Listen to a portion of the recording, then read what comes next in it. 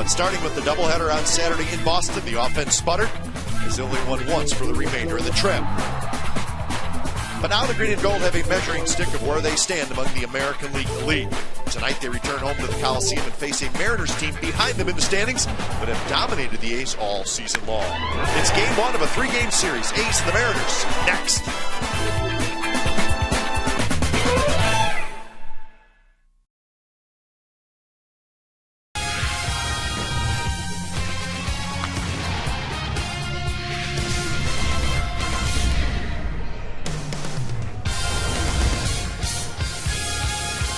Well, Oakland never looks so good. We are thrilled to be back home. Start of a 6-game homestand tonight. Michael Taylor is going to make his Major League debut. He'll play right field for the Athletics. Guillermo Moscoso will take them on, and it is the first of a 3-game series. It is the Oakland A's playing host to the Seattle Mariners. You'll see tonight's game right here on Comcast Sportsnet, California. Good evening, everybody. Welcome to Oakland A's Baseball. Along with Ray Fosse, I'm Glenn Kuiper. Well, I think both the A's and the Mariners in the same spot, Ray. As they look to the future, I think both teams are looking for young impact hitters. Well, the A's think maybe they have a couple on the right side of their diamond. A whole bunch of rookies on display this weekend, and it starts with the Athletics. We've gotten a chance to see two very good ones. We'll see another one tonight, but Jamal Weeks has done an outstanding job since he joined the ball club in Baltimore. A switch hitter, he's doing it, swinging the bat. He's also running bases very aggressively, and especially his triples. And how about Brandon Allen? His strength, swinging the bat. We saw it in New York in the third deck. He also has some speed, but I think the most impressive thing is the way he uses the whole field, especially in Boston. How about opposite field against John Lester? So doing a great job, the two rookies for the Athletics. And again tonight, we'll see Michael Taylor. Same thing with the Seattle Mariners on the right side of their diamond, Ray. A high draft pick. Right. And another guy who is getting a chance to play and producing. Well, I think Eric Wedge is getting a chance to see a lot of rookies, but these two youngsters on the right side of the infield. Dustin Ackler, we've had a chance to see him. He swings the bat well. He's a very good, solid second baseman. Very impressive swinging from the left side. There's no doubt what he does both in the field and swinging the bat. Very impressive for the Mariners. He's going to be there a long time. And there's no doubt Mike Carp, strength unbelievable. How about this shot that he hit at home way back in right field? The ball doesn't carry that well. He made that stadium look very small. Very aggressive hitter. He can also play very, very good first base. They also have Justin Smoke who can play first. So a lot of good rookies, again, on display this weekend. Should be a lot of fun seeing how these kids play. And the Mariners have won 9 of the 13 games played between these two teams, so the A's got a little work to do against Seattle. Game 1 of the 3-game series is coming up. We'll have lineups and first pitch from the Coliseum in just a moment.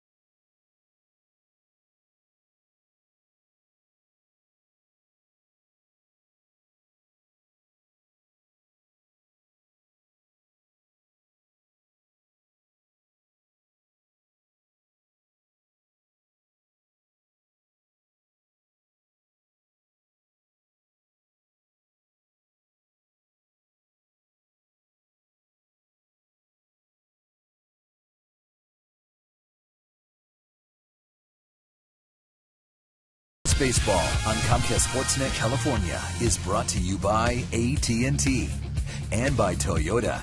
Check out the great deals at your local Toyota dealer today.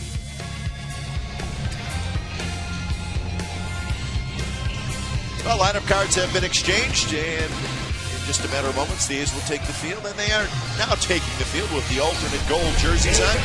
We like those, and that is Michael Taylor. He is making his Major League debut tonight, so we'll keep a close eye on big Michael Taylor as he heads out to right field. Game Time Weather is brought to you by the Santa Cruz Beach Boardwalk. Get to the beach. The admission-free boardwalk is open daily. 66 degrees, but it feels colder than that. It's very breezy out, folks.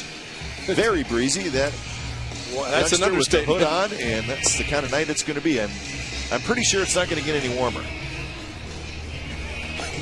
No, it's not. So the Seattle Mariners in town for this 3-game weekend series. And here's the lineup for the Mariners tonight. Ichiro leads it off. Franklin Gutierrez in center. Dustin Ackley at second. Mike Carp at first. Justin Smoak back in the lineup. He's the DH. Olivo the catcher. Kyle Seager at third. Casper Wells at left. Brendan Ryan at short. And Guillermo Moscoso on the mound for the Athletics, and he is at 6-7 on the season. Of course, he's pitched very well. Matter of fact, had a great game on a series finale last time the Mariners were in town. Combined shutout against the Mariners. A very quick game. Vargas pitched that game as well, but with Scott Sizemore providing the offense, Moscoso the pitching, and the A's won that game. They'd like to win tonight in the first game of this series and get off of this homestand on a positive note. Defensively for the A's, Willingham, Crisp, and Taylor. In the outfield, Sizemore, Pennington, Weeks, Allen. On the infield with Kurt Suzuki behind the plate. Where did the wind come from? It is very windy tonight. Wow. We would not have expected this kind of weather. Where we're at in the Bay Area, Ray, it was very warm today.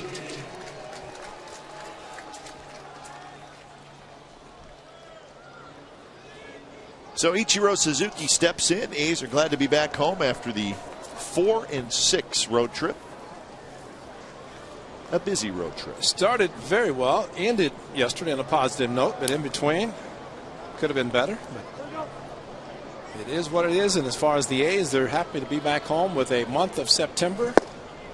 Quite a bit of games, quite a few here at home. 7:08.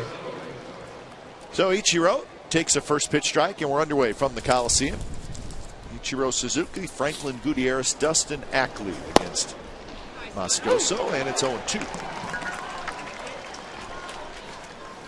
Well, we talked on the road about Ichiro, and of course trying to get to the 200 hit level, which he's done ever since he's been in the big leagues and with the Mariners. It's going to be a struggle for him. He's going to have a very good month of September to do that. Maybe even better than that. Maybe he could take some of those 265 he had a few years ago. He needs 44 hits in 26 games to get to 200, so he is going to have to go on one heck of a hot streak. Well, it's very possible for him to get at least 2 a game. I mean, that's something that is possible, and there's one. And he rips it to right. Taylor over. Can't cut it off. It kicks off his glove, and it goes to the wall. Ichiro's going to round second, and he's going to end up at third. Looks like the ball skipped a little bit on Michael Taylor, and he got a glove on it, but it shot right past him. So it's going to be a single and an error on Taylor. So, now, first of all, Moscoso left the pitch up after 2 very good fastballs down and away, then inside and up, and Ichiro turned on it and he tried to take it to the side. That's dangerous. If you can get your body in front of it, that always makes a big difference. So, as was the case a couple of nights ago in Cleveland, a misplayed ball in center resulted in a triple, true triple. This one a ball that should have been at least a single. Instead, Ichiro stands at third. So here's Franklin Gutierrez. Corner infielders come in.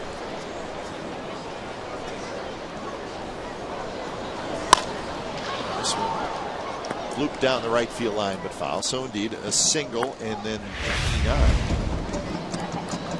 Ichiro definitely one of the best at pulling the hands in, and there's the second hop, third hop, and that's when it kind of got to him as he tried to make the play to his left.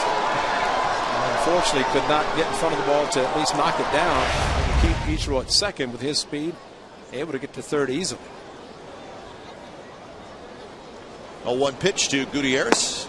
lays off. Gutierrez 227 with a homer and 18 RBIs. Of course, remember, Gutierrez missed a lot of time early in this season. In fact, he missed the first 41 games of the season, had kind of a mysterious stomach ailment.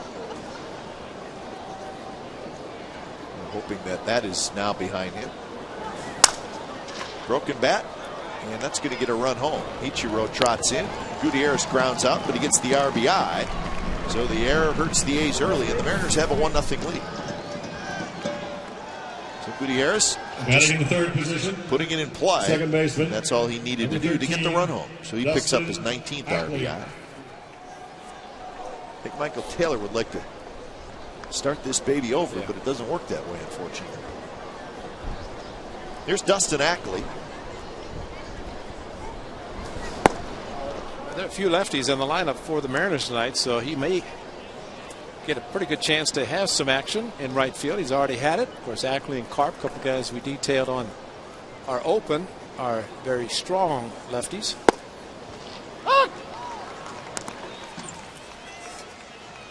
Good numbers for Ackley, the 296 batting average. This is his 66th game. For Jemile Weeks, it is his 75th game. It'll be fun to watch these two fine young second basemen go on with their careers. I think they're both going to be really good players for a long time. That's a great point, and it's good to see, of course, for both the Mariners and the Athletics, seasons are not what they had hoped they would be, and as a result, getting a chance to see some of the young players. The Mariners have a few rookies in the lineup tonight. They've had as many as 5 in a game starting for them. 2-2 to Ackley. Swing and a miss. Foul tip. Ackley strikes out. That's out number 2.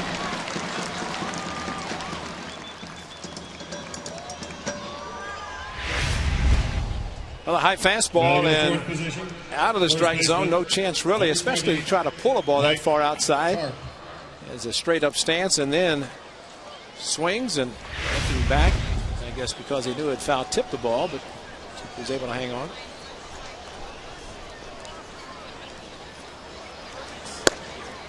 Well, talking about the rookies, the Mariners now with the rosters expanding.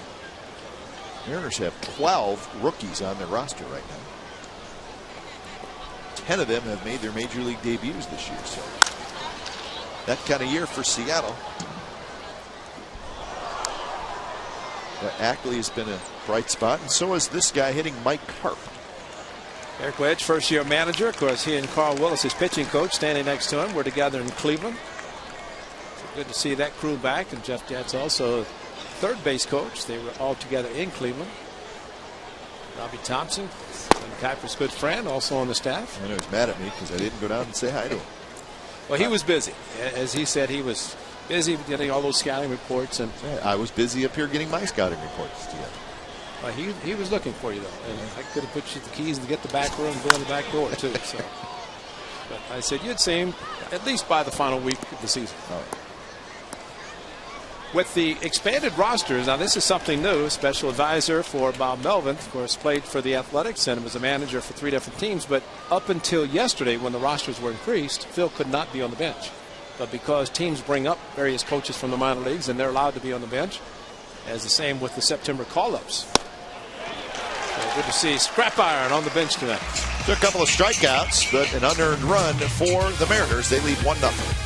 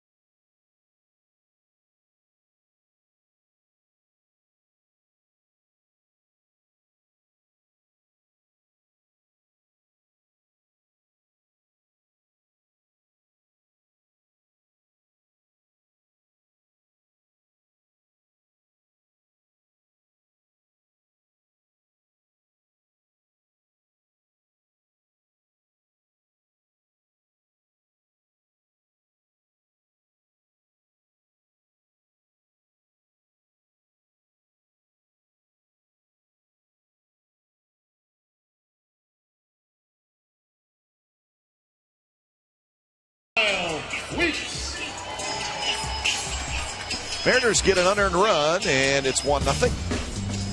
And here is the A's lineup for tonight. Weeks, Crisp, Matsui, Willingham, Sizemore, Allen, Pennington, Suzuki, and Taylor. And it is the crafty lefty, Jason Vargas, 7-game winner for the Mariners. And you cannot look for too much against this lefty. Fastball, curveball, changeup, slider, fastball, changeup, his two main pitches. Now, Vargas was off to a pretty good start this year, but he has hit on rough times. The left-hander. Facing Jamal Weeks, then Crisp and Matsui. Vargas, 1 win in his last 10 starts. And in that stretch, has ERA of almost 6.5. Overall, 7-12. Just a strike at the knees on 3-0.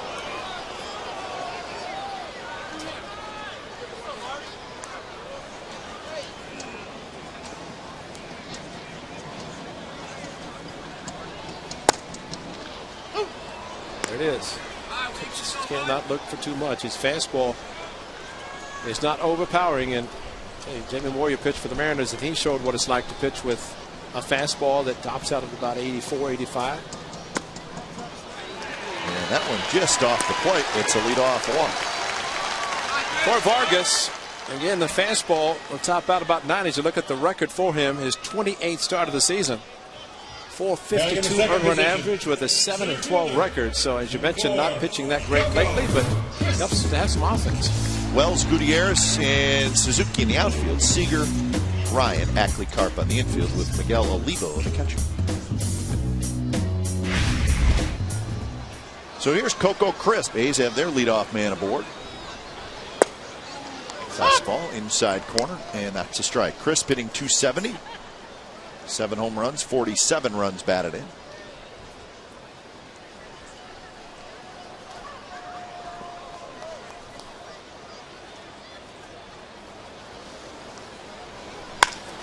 That one driven to center. Gutierrez is right there. He's got it. So Crisp hit it hard, but into the glove of Gutierrez. Yeah, the Dodge Charger keys to the game. No more on the East Coast for sure. And home sweet home without a dome for the Athletics. So they're playing at the Coliseum, and for the offense, show up or no show. That's a good one. I didn't make these up. Show up or no show. That's a good one. But boy, it'd been nice to get some offense for this final month of the season and finish on a strong note as they did last year with the Mariners winning the final game to finish 81-81. That's going to be a tough road to hoe. They would have to play serious winning baseball the final month to get to the 500 mark. Game number 138 for the A's. They're 35-30 at home.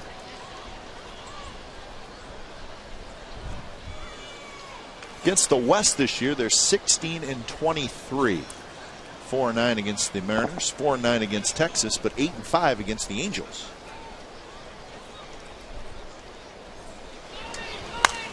Matsui pops a foul back.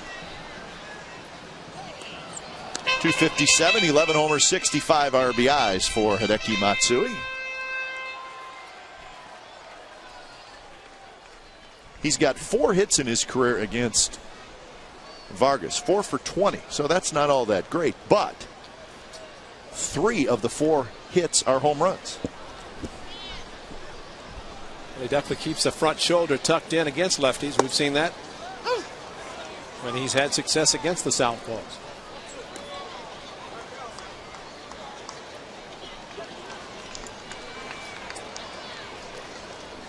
So 1-2 the count to Matsui.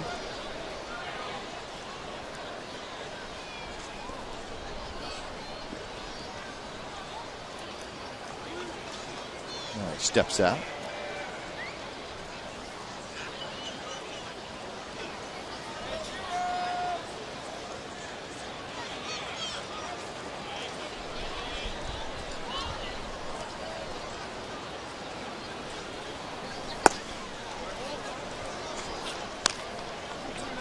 Willingham waiting in the on-deck circle.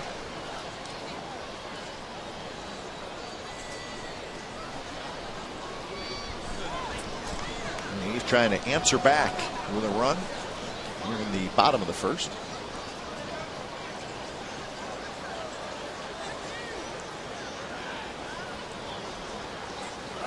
Weeks goes and the ball's rolled foul. It's a jam shot, and Matsui broke his back. Oh, Michael Taylor coming in from the outfield, and Ty Waller said, it's all right, hang in there. David DeJesus, and so everybody knows Michael Taylor, his major league debut, and he gets a hard shot from Ichiro, and you can just see David DeJesus talking about the hops and how the extra hop sped up on him a little bit. Moscoso thinking, you hit a home run, we'll call it even. Thank you.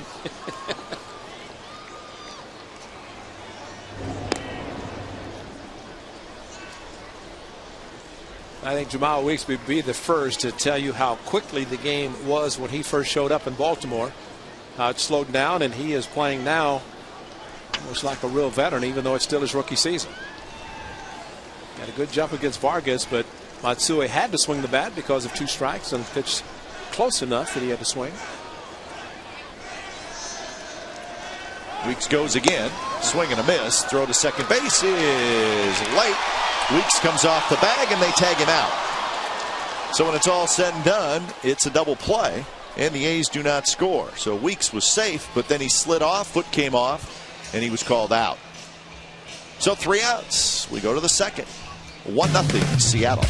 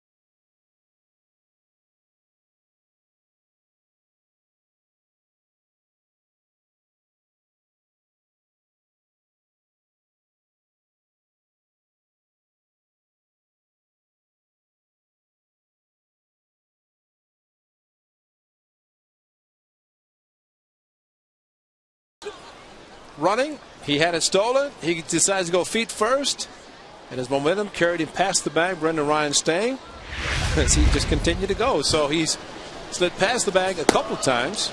Jamal has stolen base, sliding head first. Couldn't keep his foot on the bag. Started to slide a little bit too late, and this one also the momentum. Usually it's a pop-up or a fadeaway slide if you slide in a second on an attempted stolen base. Center field. Crisp goes back. He's got it. Well, we have not seen him slide feet first a whole lot. Not on a stolen base attempt. What's he looking at?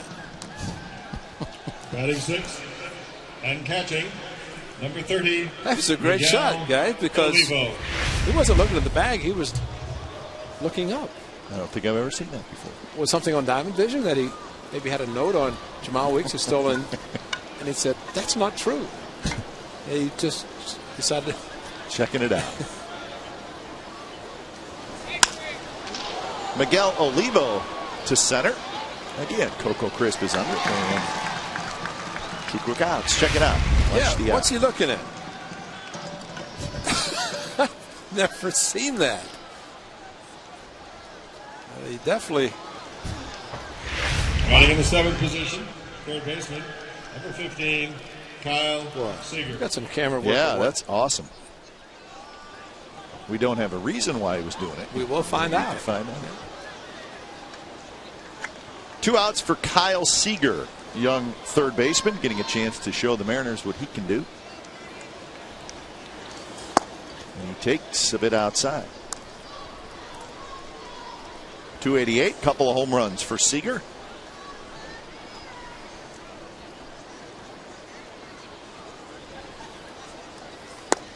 Been up and down a couple times this year. The last time he was brought up when Sean Figgins was placed on the disabled list. So Figgins not on the active roster.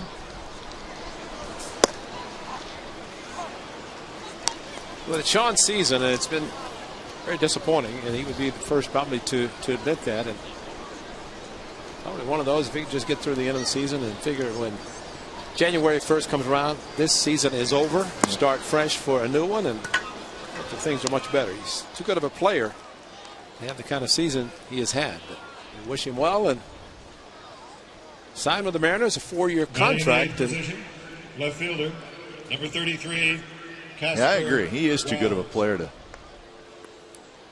You look at those numbers, you think it was in a last week or something, or last 2 weeks. Yeah, but 188. But that's a season. Yeah. Talking about Adam Dunn, a very, very tough season for the big left-hander for the White Sox.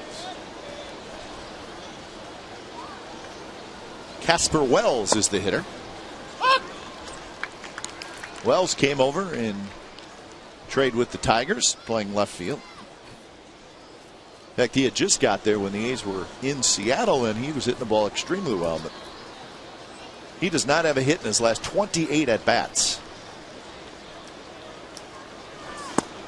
So Casper Wells is in one of those stretches where he probably figures, I don't think I'm ever going to get a hit ever again. Or I'm really due. I'm due, that's right. Let's go with he's thinking he's due. Well, for this series, maybe he'll never get another hit, because the A's like to start this weekend and really not even think about 2 or 3 winning a series. How about just a sweep? That's a good way to start this homestand. There's a shot left field, and that's going to go to the wall. Seager digging around third, but he'll be held there. So Wells with a shot down the line for a double. So much for that theory.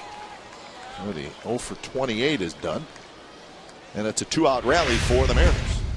So two very good off-speed pitches, then a fastball that missed location. I don't know if they're trying to go inside. Looked like they were, but didn't get it in there. And so you're looking at an Ichiro started the game with an 0-2 fastball, missed location inside for a single and an error. And now Casper Wells has the count 0-2, and he hammers one.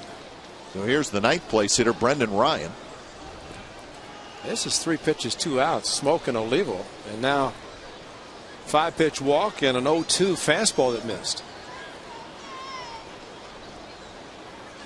First pitch to Ryan is grounded. Diving is Sizemore. He can't get it. Pennington's throw is not in time. Coming in to score is Seager. And it's 2-0 Seattle. Now Pennington's terrific arm made it a very close play at first, but once Sizemore couldn't get it, it was going to be a very difficult play. Now Ryan runs too well, and figured it's going to be a chance for him to beat it out. And actually, good part about that also that Brandon Allen was able to stretch, take the short hop, and catch the ball. Of course, the throw was way out in front enough that it was not going to be a short hop. That ball gets past Allen. That's another run. So unfortunately, he made the good play. Moscoso a little upset with himself, rightfully so, after starting the end the way he did. And now you face Ichiro, runners at first and third. So a walk, a double, and a single, and the Mariners have their second run. Ichiro lined a single to right, and the ball skipped past Taylor for an error, and he ended up at third, and he scored. Scored on Gutierrez ground out.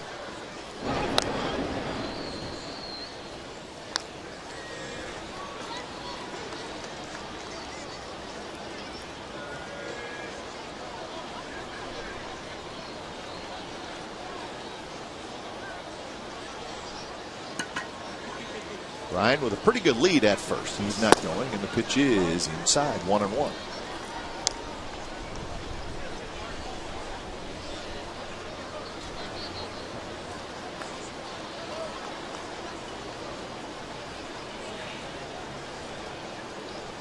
.30 pitches for Moscoso so far in the game, so he's had to work in the first 2 innings.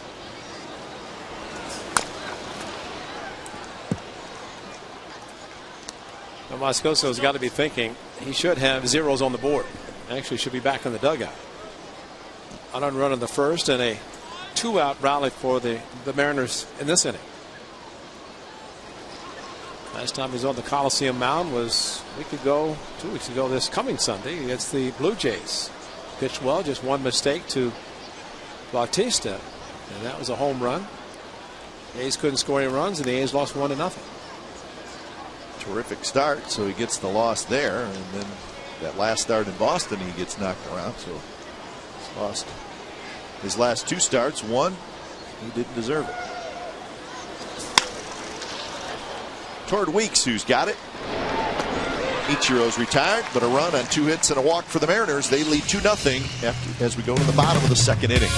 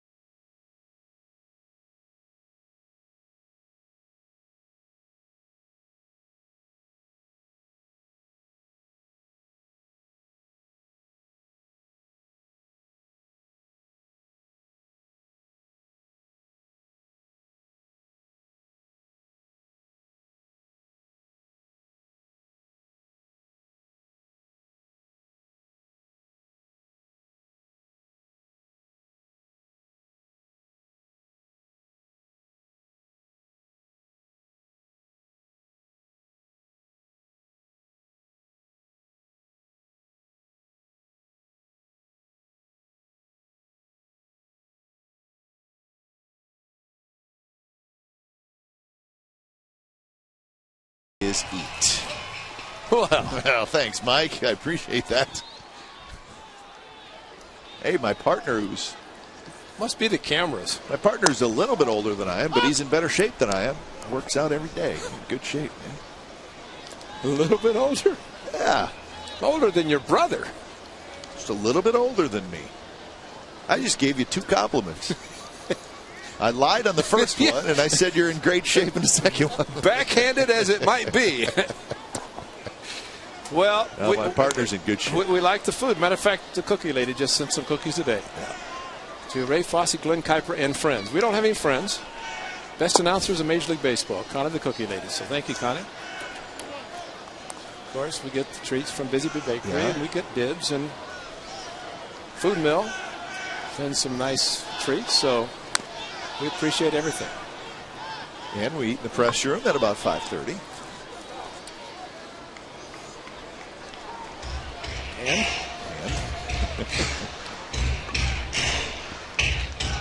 2-2 to Willingham. They'll be followed by Sizemore and Allen. Don't eat cotton candy, though. That's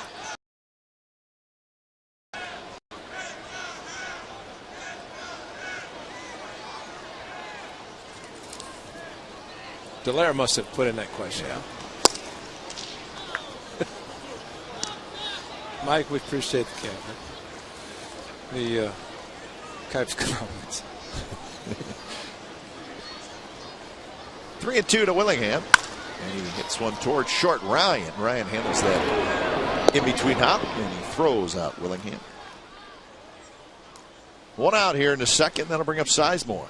Batting in the 5th position, third baseman, number 29, Scott Sizemore. The A's finishing up the month of August with an 11-17 record. The Mariners finished 13-15. They were played pretty well early in the month, but struggled late in the month. They did just split a 4-game series at home against the Angels.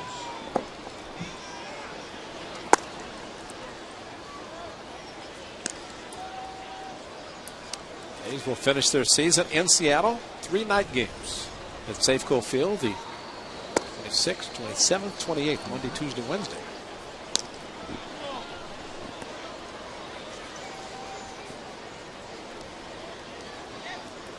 Mariners overall are 58-78 on the year. They are 24-41 on the road. This is a 6-game trip for them. They'll play 3 here and then 3 in Anaheim. Toward right center, but Ichiro on the move makes the catch. 2 outs. Sizemore had to wait on the 3-1 pitch. It's not that he wanted to go to the opposite field because it was a fastball. Looked like off speed and adjusted his swing, hit it hard, but it sliced right back into the glove of Ichiro.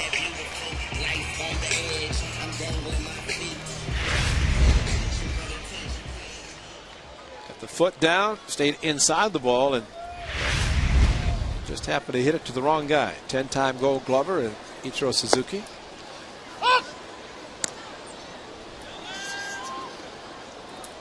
.243 for Allen. That's the combined numbers again. .270 with the Athletics.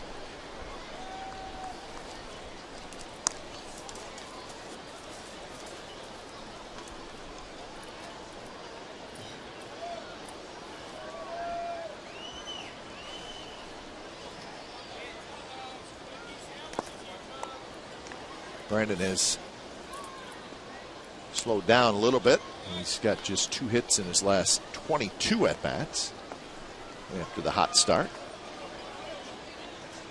Just appreciating the opportunity to play every day. I think that's the biggest thing for any player, and especially a young player, to show what he can do and show his manager Bob Melvin. Adam Rosales is back. Saw him standing next to Gio Gonzalez. Good to see Adam back. And a couple of trips to AAA. His season started slowly because of surgery in the offseason. Roster moves. Michael Wirtz is back from the disabled list, and Taylor starting. We mentioned Rosales. Andrew Kerrigan is a chance to make his major league debut, right?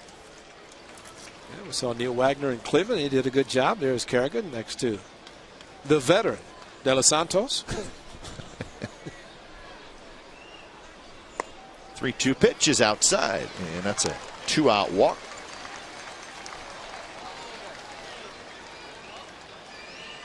Jason Rice, who had a long day yesterday, but he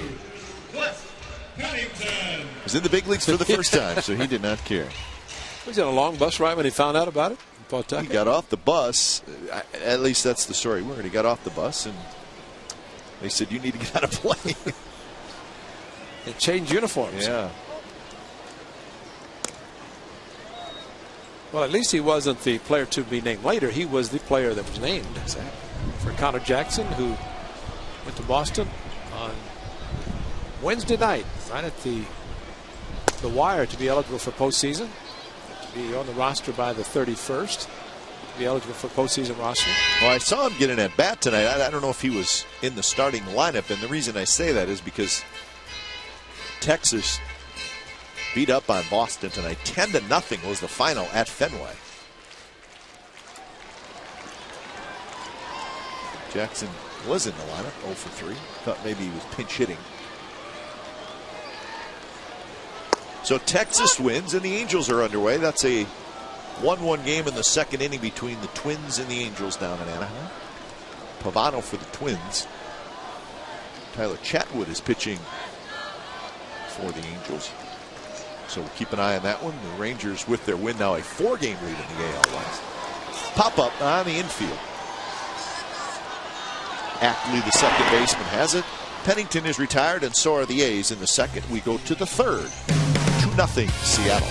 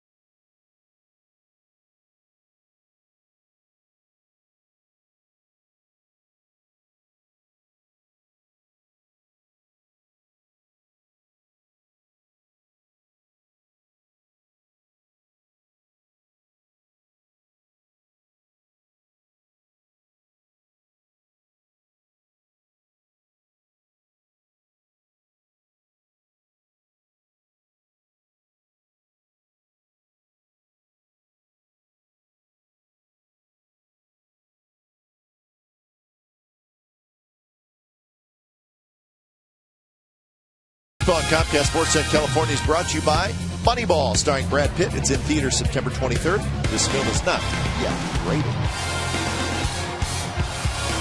Third inning from the Coliseum. The Mariners have jumped out on top with a single run in the first and a single run in the second. 2-0. Gutierrez, Ackley, and Carp.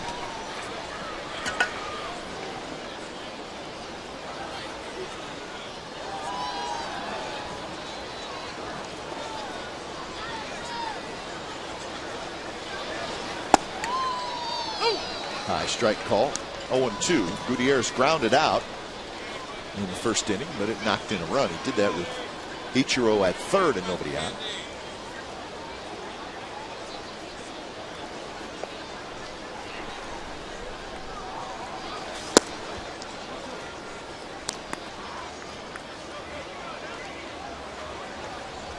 In that Angels game, I mentioned that Tyler Chatwood was the starting pitcher. It was supposed to be Jared Weaver. Weaver was scratched tonight. I believe it was his grandfather. It was his grandfather who passed away, and the funeral was tonight. I believe it was his grandfather. We'll make sure of that. Well, he pitched Sunday on 3 days rest last Sunday in Texas, and first time in his career that he had pitched on 3 days rest, so his scheduled start was tonight. Yeah, it is his grandfather. So the funeral was tonight, and I believe he is going to pitch tomorrow. So Chatwood instead is pitching for the Angels tonight. That's a 9-game homestand for the Angels starting tonight. 2-2 pitch popped up. Allen in the foul territory, and Brandon Allen has it. So 1 out here in the top of the third. Oh, we've seen Brandon Allen play a very good, solid first base, and especially with the foul territory here at the Coliseum. And tonight, with the wind blowing as strong as it is, and swirling winds, with the view quarters flags blowing different directions in left and right field, you really have to get under the ball, whether an outfielder with the ball in play or a foul ball, because the swirling winds can really take it sharply and move it out of play, or at least out of your glove.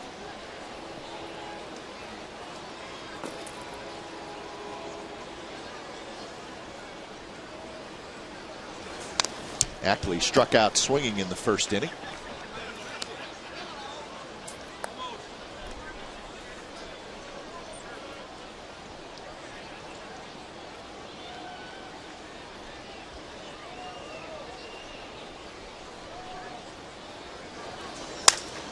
That one's looped to left center field, and that's going to drop in for a hit. So Ackley has his first hit tonight. That's the 4th hit for the Mariners. The saying goes, he hit it like he threw it. It was thrown softly, and he hit it softly. Change up, 81 off the bat, broken bat maybe, to a flare to left field. But he stayed back with his bat enough to shoot it to left field. Here's Mike Karp. He also struck out swinging in the first inning.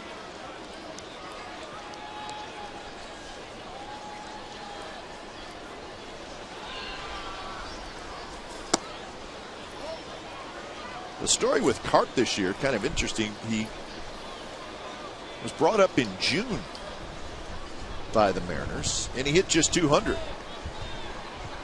35 at bats, so didn't really do much, sent back down. And when he was called back up, since he's been up, he's hitting 325. So maybe time in the minor leagues helped him a little bit. Yeah, what helped him was 35 at bats, the big leagues. He went back and realized big leagues the place to be. Yeah. Charter flights, big league clubhouse, post game spreads, 3 or 4 different meals a day. Just like the announcers. Well, in his 39 games since being recalled, he's got 8 home runs and 34 runs batted in. Yeah. And now the Mariners may be thinking, hey, let's watch this kid closely for another month, and maybe we have something here. He's got a lot of power. We talked about it in our open, just like the A's. Well, any team, they're looking for young players that are difference makers, whether they be speed guys or power guys. The A's hope they have 2 with Weeks and Allen on the right side. I think what you also give your fans a chance to see the future of a ball club, and those players you mentioned that could have an impact on their team for the future.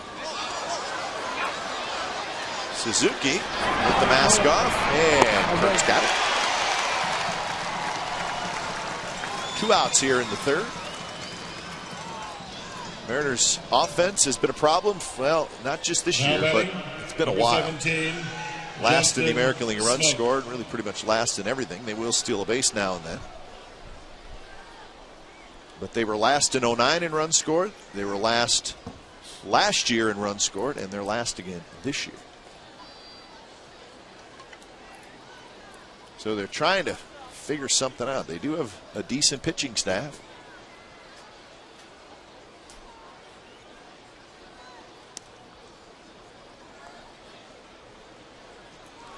But it might help them offensively to have a team that can create manufacture runs playing small ball, because they still have a very big stadium. Safeco Field is, the dimensions are some of the deepest, the biggest outfield in baseball, in the American League at least. New York is very large, right center to left center, but same at Safeco Field. So I watch an Ackley hit. I think he has a chance to hit for a very high average in that ballpark. I'm the line drive guy.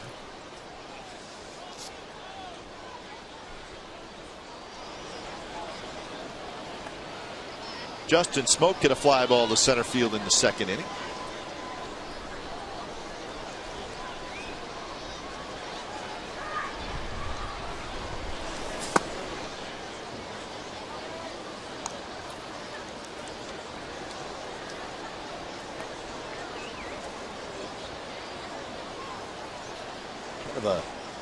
Almost like the little fog hanging over the ballpark. A cold fog. Yeah, it's chilly.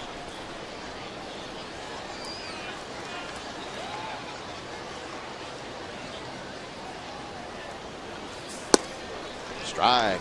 Smoak took it, called a strike.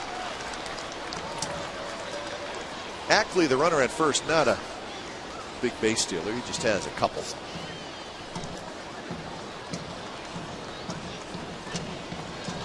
A couple of rookies at first base. It's like they're having a nice conversation.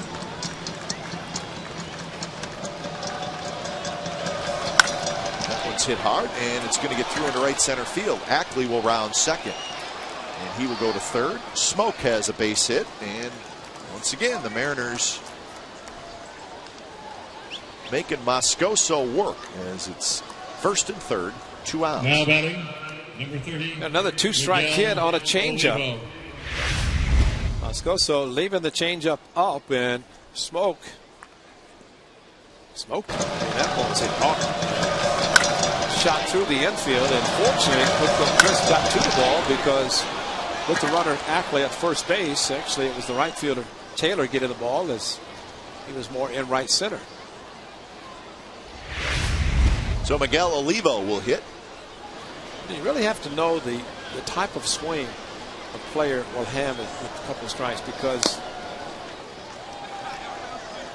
if he's going to swing hard like Smoke, changeup may not be that bad. But you get a hitter that shortens up. Changeup is a good pitch for him because good pitch for the hitter. A hitter, yes, a shorter swing and stays back longer.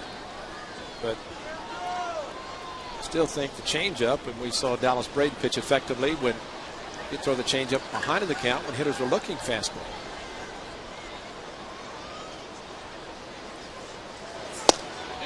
Oh, 0-2 to Miguel Olivo, who leads the Mariners in home runs and RBIs. 16 homers, 53 runs batted in, but Moscoso ahead in the count 0-2. People trying to do something that no catcher in Mariners history has ever done. That's lead the team. That's right. In home runs and or runs batted in. He's doing both.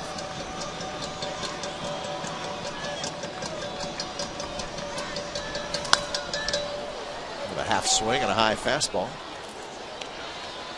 Remember we saw Olivo in that last series in Seattle.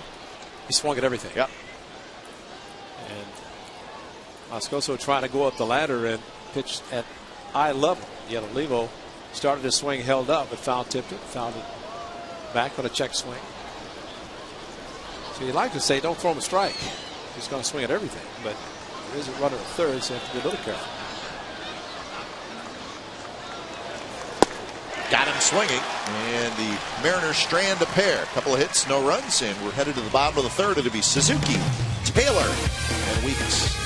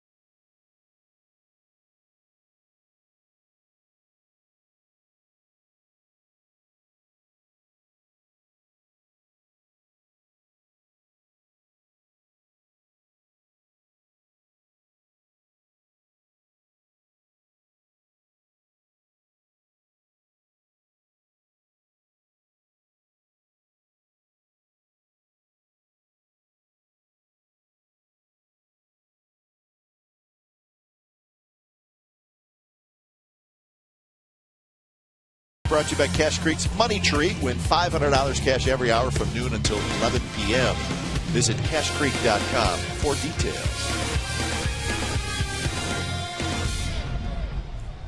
Bottom of the third inning from the Coliseum, O.co Coliseum. The Mariners with a 2-0 lead. A's still looking for the first hit. They've had a couple of base runners, both walks. Kurt Suzuki steps in. Suzuki, Taylor, and Weeks. So Michael Taylor ready to step in the batter's box for the first time in his major league career.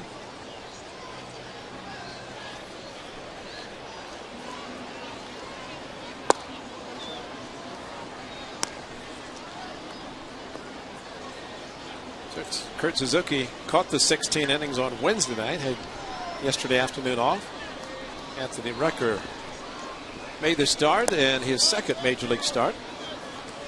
Making his third. He did catch the game in Boston, the second game. Had his first major league hit, but it's interesting yesterday as Lou Marson caught the 16 innings on Wednesday night, caught yesterday in Cleveland. He did. Yeah. How do you explain that? Huh? Well, he asked for it. He's going to get the day off.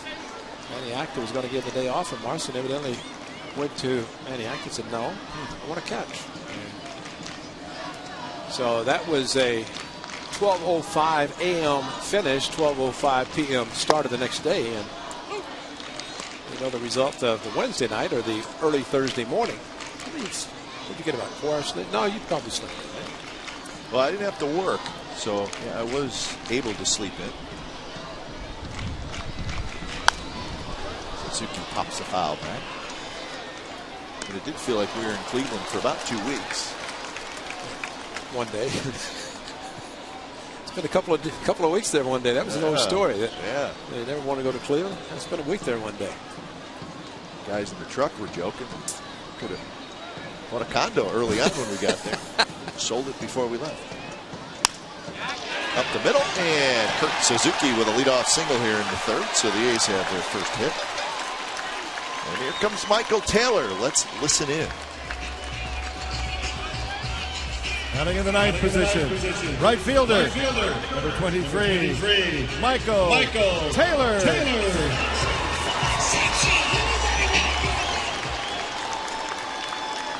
So here is Michael Taylor.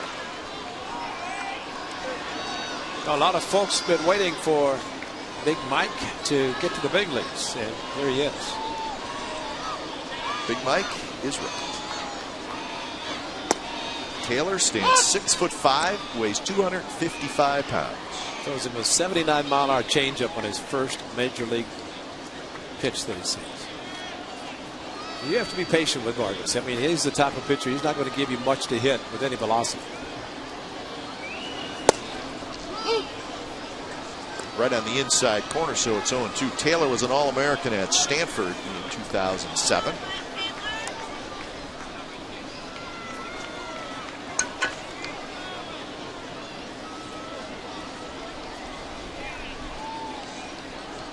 .2 pitch. Hits this one high to left field. Wells is back. Now he's under it. And that's out number one. So Taylor just got underneath it. It's a pretty impressive swing after taking a fastball inside and the first pitch a changeup. They try to go back inside with another fastball. It does pull his hands in. It just got under the ball. And what we saw in spring training were a lot of opposite field hits. But that swing right there is pretty good swing to show that he's got a chance to have some pop in his bat. That would be a thing of beauty, especially with him from the right side and the guy sitting down on the end, Brandon Allen, from the left side.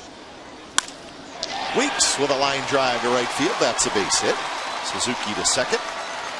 And the A's have something going here in the third against Jason Vargas. And let's see if the A's do exactly what Weeks did in his second time jumping on the first pitch. You have to really be patient and think opposite field against Vargas, especially a right-hander. That's what Jamal Weeks did perfectly with a changeup away.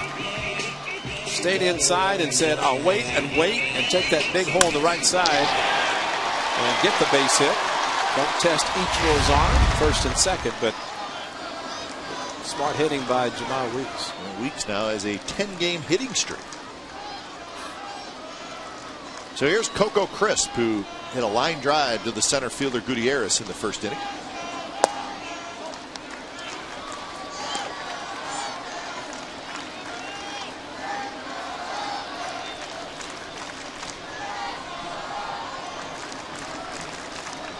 Crisp is 4 for 13 with a home run in his career against the left-hander Vargas. The changeup, 79 miles an hour.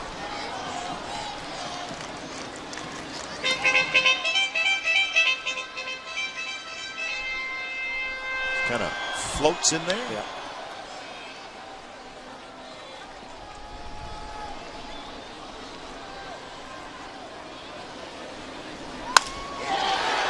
Off the end of the bat, Gutierrez racing in, and he's going to play it on a hop.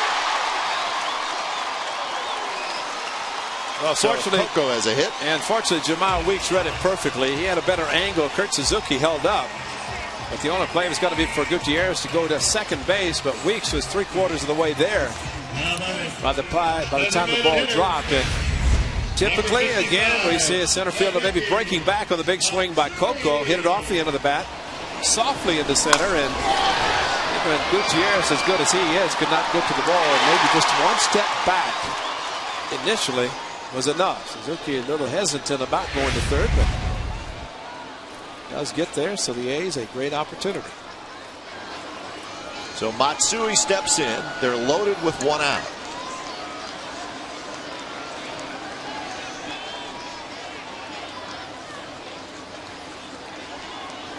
Matsui, line drive left center field. That's a base hit.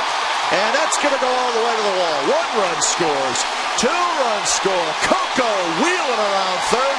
He will score the A's lead. Matsui clears him with a double.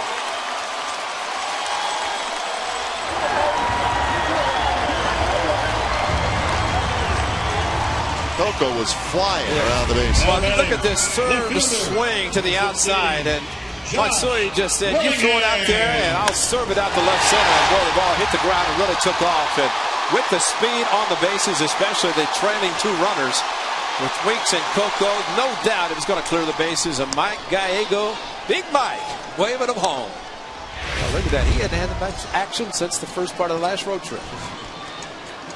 But the thing about Matsui, you talk about an RBI man. When he has guys in scoring position, he does exactly that. You pitch him away, he'll take you away. Here's Willingham. So Matsui gets RBIs 66, 67, and 68. Think about him being Godzilla, but look at how many. 48 hits to center field and left field. He's pulled 57, but that is just very smart hitting.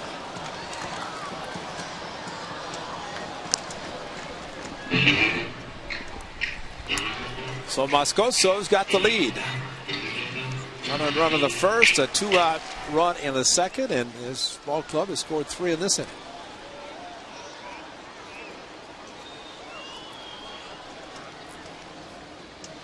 Willingham grounded out to short in the second inning.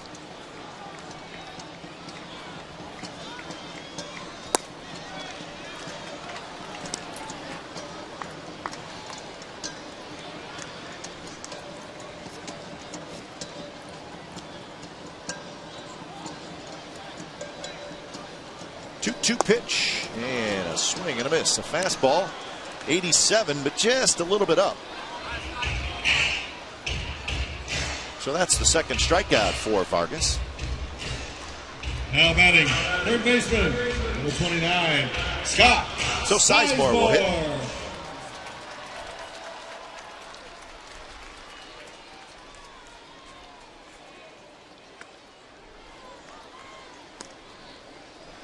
Sizemore hit a fly ball to right field. That was in the second inning.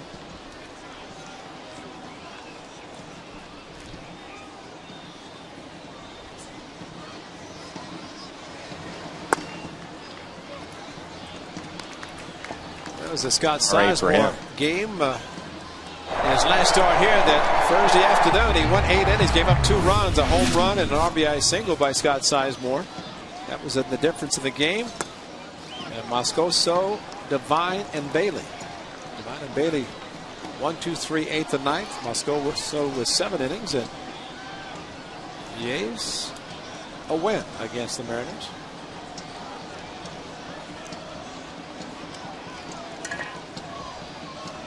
Three 3-0 to Sizemore with Allen in the on-deck circle.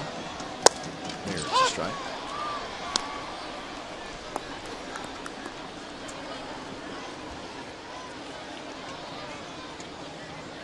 So Hideki Matsui with a 3-run double. 3-1 changeup. Sizemore lays off, and he's got the walk. So the inning continues for the Athletics. That's the third walk by Vargas.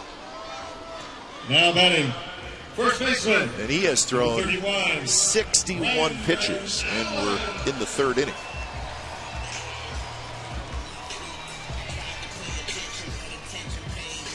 Now we mentioned the struggles for Vargas in the second half.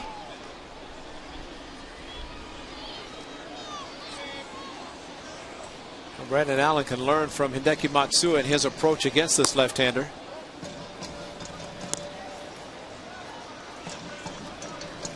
Think about pulling, reacting on a pitch as he did in New York against Bartolo Colon, the right-hander, but also do what he did like he did against Lester in Boston. Home run over the left center field, green monster. Well, Allen has showed that he can spin on a fastball. So.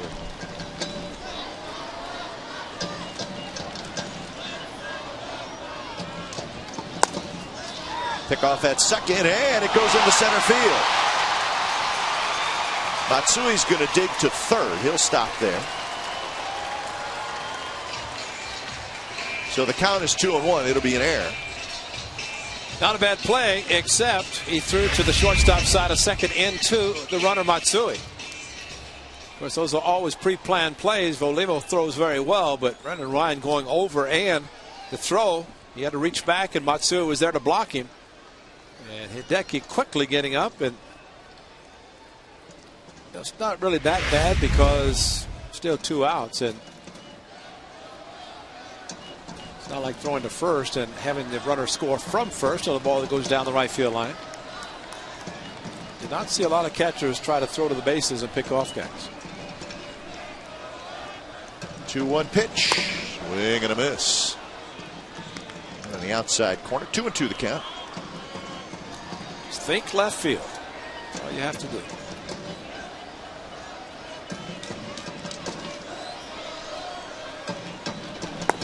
Drops low. So now full count. Sizemore, the runner at first, will be taken off. Matsui's at third. 3 runs in for the A's, looking for more.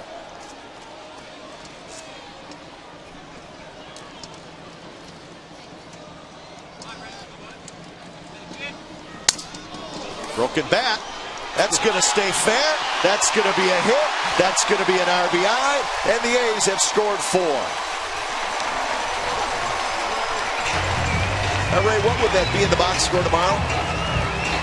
Big man with a line drive. Attababy. Wow. That might be the biggest swing with the best result on the softest hit. You see all the splinters? And no chance. Sager could not make the play. Matsui, and there's the error by Olivo. Yep. Helps the A's score runs, and you put a runner at third, you can score in many ways, and there's a hit that did not even reach second or third base. Ball went about 80 feet. 235 pounds, man, hitting the ball that hard. 3 pounds for every foot. Wow. Pennington.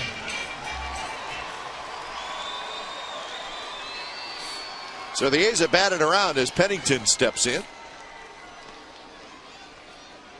5 hits and a walk. The A's did not have any hits through the first 2 innings.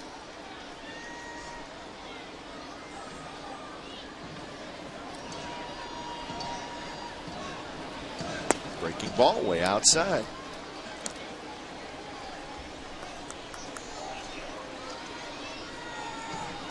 Pennington popped out to the second baseman to end the second. 4-hit game yesterday in Cleveland. This one's popped up right near home plate. Olivo comes out, and now the wind takes it, and he dashes into foul territory, and he makes the catch. Side retired. A's do big damage. They score 4 times. Matsui clears the bases with a double. So we're through 3. It's 4-2 A's.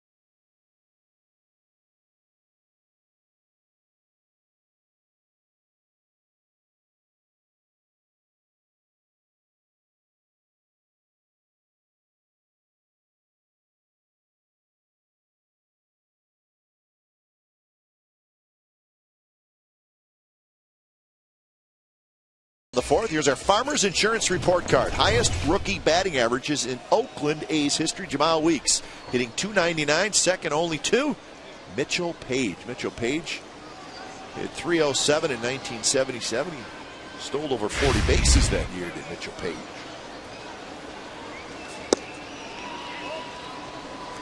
Top of the fourth inning. So the A's with a 4 spot in the bottom of the third. Seager, Wells, and Ryan. And Moscoso, for the first time, pitching with a lead. All right, here's your shutdown inning. This is where you got to have a shutdown inning.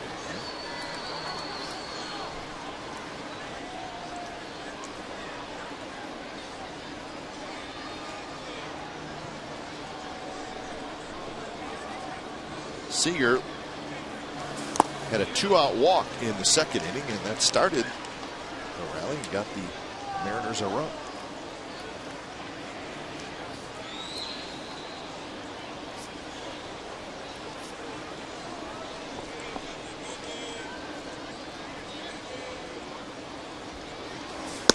Lays off that high pitch.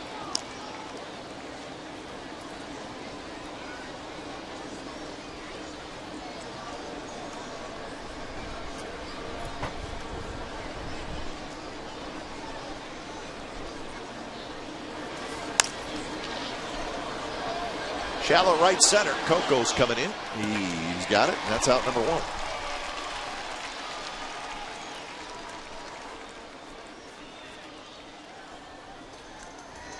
Twins are leading the Angels 3-2. That game in the fourth inning. 33, Casper Wells. Texas has won.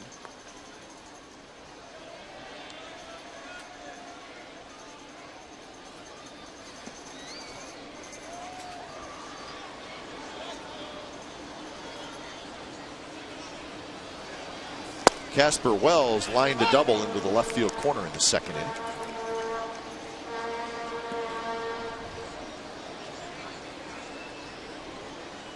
Both teams now with 5 hits in the game. All of the A's 5 hits came in 1 inning.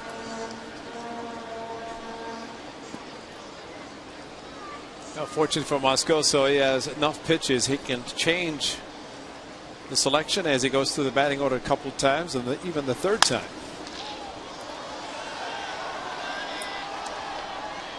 And the run support, something that he is not accustomed to getting, but tonight he's got 4 runs to work with, now a 2-run lead.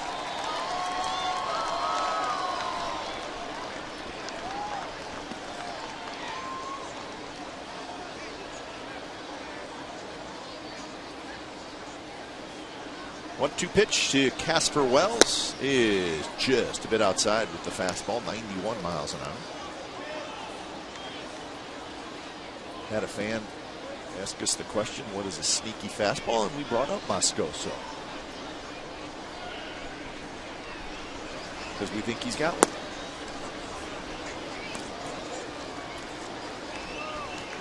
His delivery helps, but also the fact that he'll throw so many off-speed pitches, which helps the sneakiness of the fastball. Some old uniforms. Good looking units.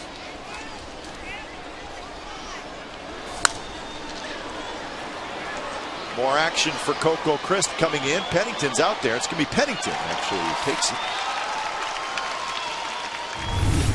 Moscoso pitched on July 6th against the Mariners, and he was terrific. 7 shutout innings. Now batting. And the strikeouts, he had everything working, and got Sizemore in the first inning, hit a home run. Pretty much that was it that he needed. That was a strikeout in his 7th and final inning. And then Devine and Bailey just went through the order, 6 up, 6 down, and a very quick play game. He's won that game 2-0.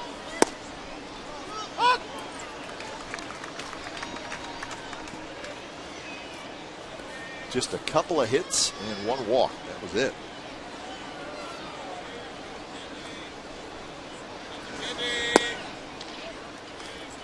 Brendan Ryan had an RBI single in the second inning.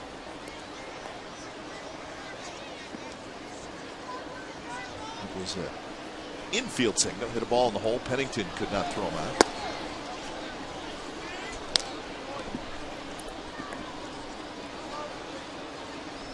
How about that twosome, huh? Kingman? Who were those young hosts?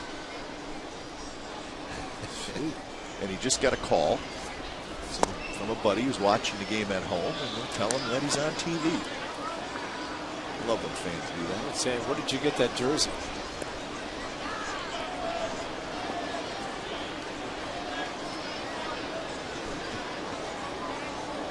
Yeah, Steve Vucinich, those colors didn't look good. No, you're not sold. Crisp is underneath, and he's got it. So indeed, a shutdown inning for Guillermo Moscoso. And we're going to the bottom of the fourth. Suzuki, Taylor, and Weeks, 4-2-8.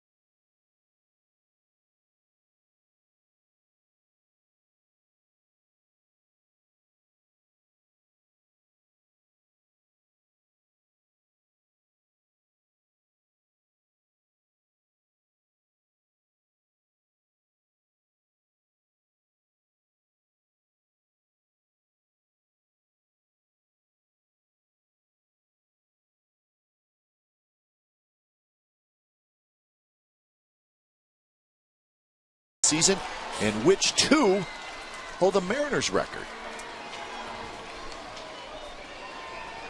Jason Vargas, you know, we've talked about his struggles some. He's got 3 shutouts this year. How about that? And when he's been on, he's been very good. 4 complete games, 3 shutouts.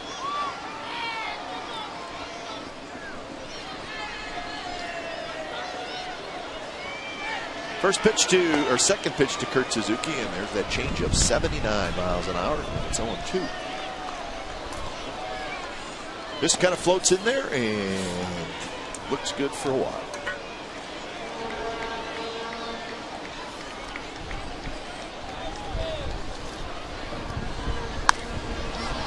Fastball in on the hands at 86 miles an hour. Wicked Seager comes racing in, and he's got it, and that right there shows you how tough that wind is tonight. Here's our true story brought to you by McDonald's, and it was yesterday. Gio Gonzalez, 7 innings. Now batting, shutout victory for the Athletics. They beat the Indians 7-0. Final of the long road trip. Gio improved to 5-0 against the Tribe in his career. So he has been terrific. Gio Gonzalez got the A's a much needed win. They salvaged that final game of the series in Cleveland after the long night on Wednesday. 16-inning loss.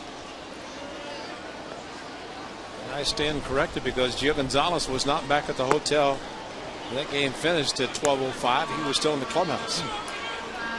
Said he had no place to go, and obviously didn't need a lot of sleep because the game ending after midnight and the next game starting 12 hours later.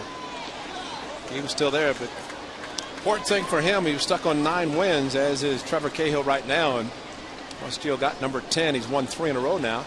15 wins last season. And probably going to get 4, maybe 5 starts. The A's in game number 138. So 24 remaining. A take by Michael Taylor as watches the 2-2 changeup drop low. So full count. Just got under a pitch in the 3rd inning. Hit a fly ball to left field. Swing and a miss. And that's a good changeup right there from Jason Vargas, and he gets his 3rd strikeout. So 1 out here at the bottom of the 4th. Olivo with the target middle of the plate, and it's all about the change of speed. Got him with a fastball first at bat, but not wait on the changeup in this at bat. As big and strong as he is, he can sit back and wait, especially Vargas, who does not throw very hard, doesn't really light up the radar gun.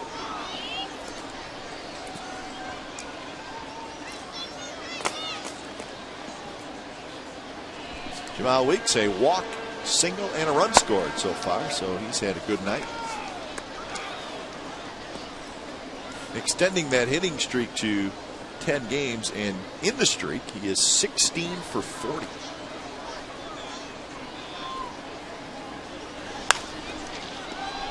I always like to see well late in the season, meaning the first time he's playing September baseball, and you see a guy not playing tired anyways. A good thing for him. He's playing in his 4th month this season, Major League Baseball. And big show will be for Michael Taylor in the last month of the season. Wells has it. Side retired. A's go 3 up, 3 down, and we are moving to the 5th. 4-2 Athletics. A's fans, kick back and relax with a nice cold Corona and lime, and enjoy this sports highlight.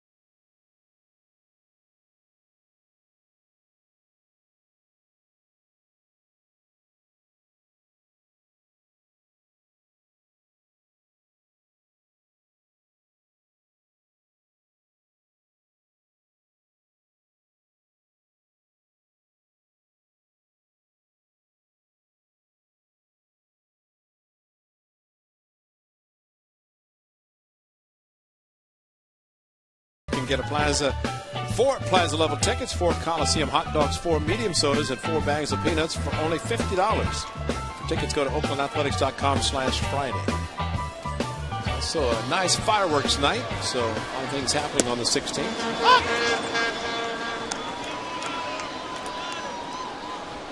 Top of the order for the Mariners here in the 5th. A's with a 4-2 lead, scoring all 4 in the 3rd.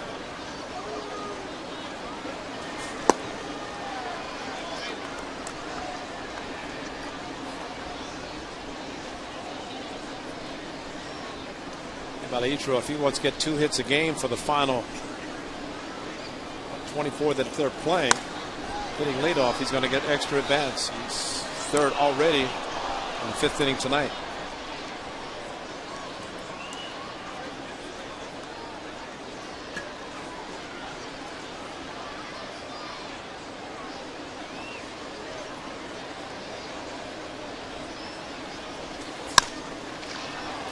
Pennington charges and throws out Ichiro for out number 1. Good guy to keep off the bases, and that'll bring up Franklin Gutierrez.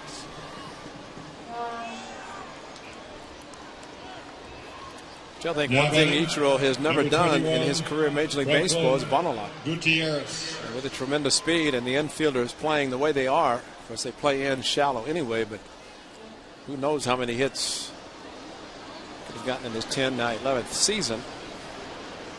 Puts his rifle back up on the gun rack. The dugout. Don't touch it. Nope. It's one of those hitters that you can look in the sweet part of the bat. That's the only mark you're going to see. Doesn't get jammed. Ted Walsh told me he puts his bats in a special location at Safeco Field.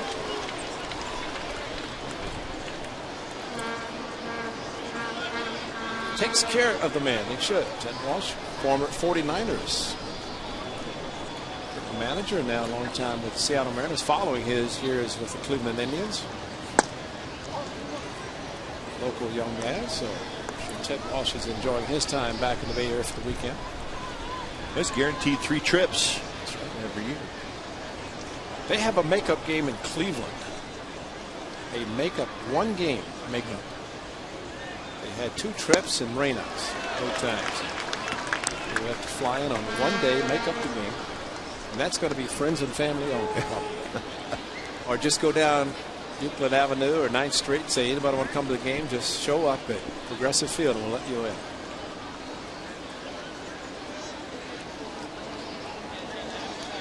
Two to Gutierrez. Just say baseball is very hopeful that the season ends on the 28th of Wednesday with no playoff games, no makeup games, because they only have 2 days, actually Wednesday night, and they don't have Thursday. The National League starts Friday and American League Saturday, so somebody starts 30th, but just not a lot of time to make up any games if necessary, or any playoff or tiebreakers if necessary. Just think if the A's and Mariners happen to be in postseason and needed to have a playoff game to play on a Wednesday night in Seattle. And have to go someplace Thursday to play a game.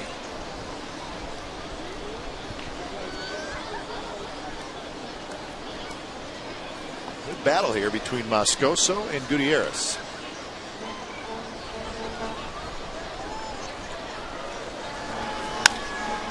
Hit hard, but toward the third baseman, Sizemore. That's out number 2.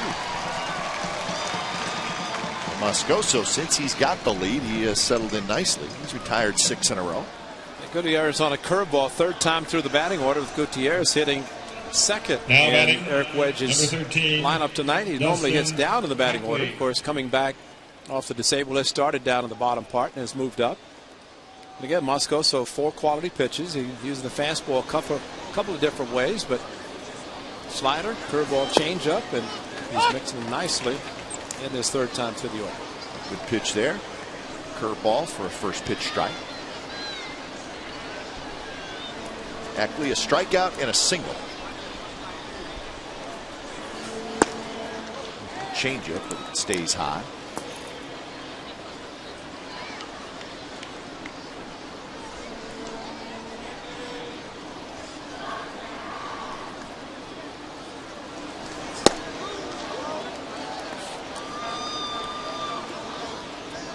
Ackley hitting 3rd for the Mariners.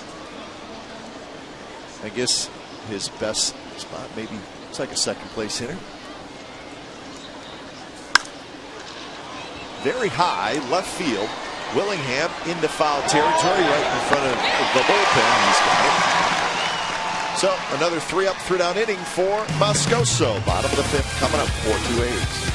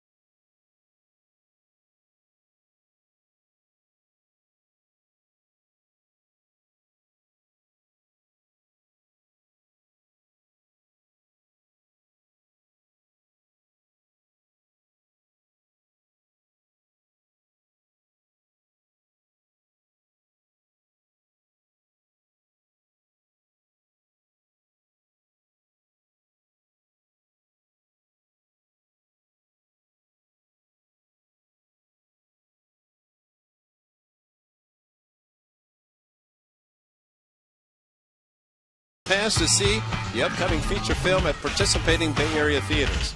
Also, 10,000 fans will receive a Moneyball t-shirt presented by Pepsi Max. For more information and tickets, go to oaklandathletics.com/Moneyball. Is that a new movie? Yes, it is. Coming out soon. Starring Glenn Kuiper. Oh, Brad Pitt. Brad Pitt. Brad Pitt playing Billy B. You're in it, though, right? I don't know. I haven't seen. I know nothing about it. Should have Steve listening. He saw it yesterday. Did he? Yeah, we had a special showing for the front office personnel yesterday. Who said, "I missed the road trip, so I got to see the movie." Steve Houston, it's smart man. He picks the good road trips too. Take off. Coco, left field and deep, down the line, and foul. Jeff Nelson, third base umpire,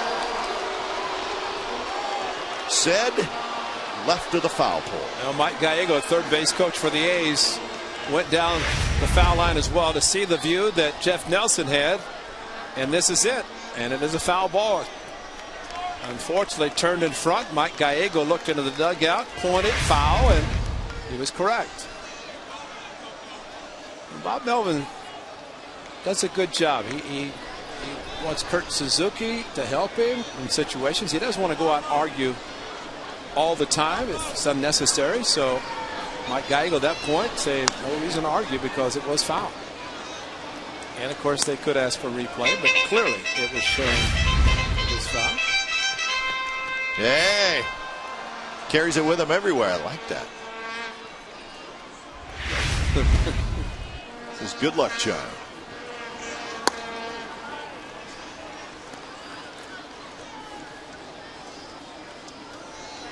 One and two the count to Coco Crisp, followed by Matsui and then Willingham.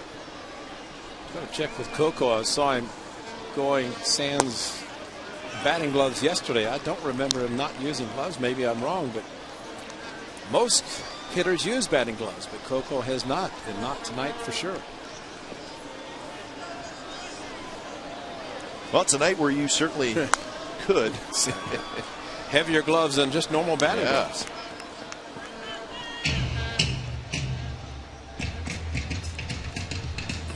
Coco with a line out to center and a base hit, and he scored on Matsui's bases loaded double. That was in the third. Waits on the breaking ball.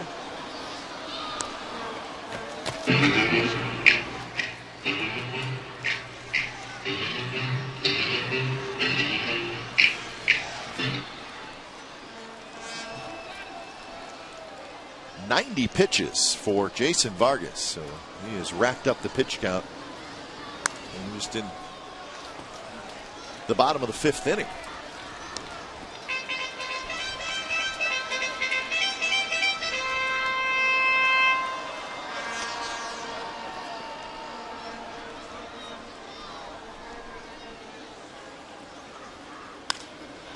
Another big slow curve, and Coco waits on it, fouls it to the right. That's 10 pitches, so pitch count rising quickly, and you can understand why with Coco fouling off 6. Started the at-bat 0-2, and this one right up over our head, probably up near the Comcast Sportsnet value deck. And they might have been passing out earmuffs and heavy gloves and jackets tonight, because that's got to be cold up there. On the ground towards short, Ryan slides to his right, and he throws out Coco Crisp. All right, here's our AT&T trivia answer. Who holds the Oakland record for shutouts in a season, and which two hold the Mariners record? Vida Blue, 8 shutouts in 1971, and for Seattle, Randy Johnson and Dave Fleming. He's now a broadcaster, isn't he? So Dave went from throwing shutouts to announcing Giants games. So good. I didn't know Dave had a big league career. I didn't know he's left-handed either. I didn't either. We know it now. Well, one guy who is similar in the way he pitches, and a lot of left-handers that followed him, Jamie Moyer, a former Mariners pitcher. Tommy John surgery, age 48. And he is pitching down on the Phillies minor league complex, I think down in Florida. He is not, he's a free agent, but the Phillies are allowing him to work out at their complex, and Jamie Moyer makes it back. I hope he gets his 300. He's maybe 35, 38 away. Get it? Maybe 51, 52. He's a left-handed pitcher who knows how to pitch. Well, yeah, if he's working out at the age of 48 at the end of a baseball season, then he wants to come back. No, he's definitely going to play.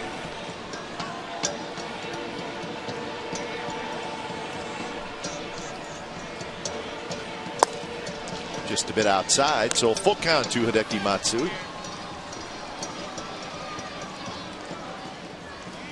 Three-run double for Matsui in that third inning. And there's the walk.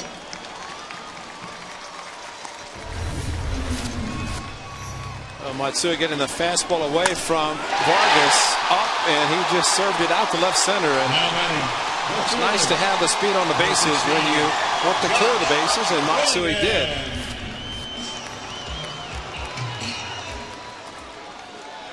Nicest man in baseball, right there. See, you're right. He's got our vote. I didn't appreciate it, though, when he asked me if I played with Bob Feller.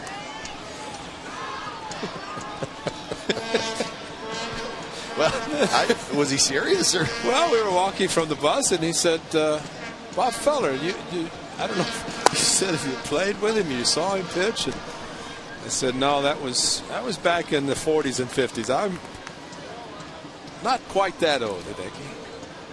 But he's very familiar with in Cleveland. And of course, the late Bob Feller, Hall of Famer. The man. And that hit Willingham. So the A's going to walk and a hit batter, and they're going to rally. But I told him I did actually catch him, except that Bob was about 75 years old. Now batting. See if you can hear it. 29, Scott Sizemore. Got him in the bloused part of the uniform, or looking back to make sure. So RBI chance for Sizemore.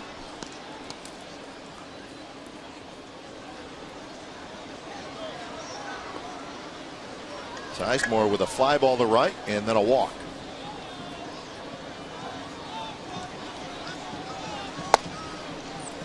Second pitch strike to even the count at one. Sean Kelly starts to throw.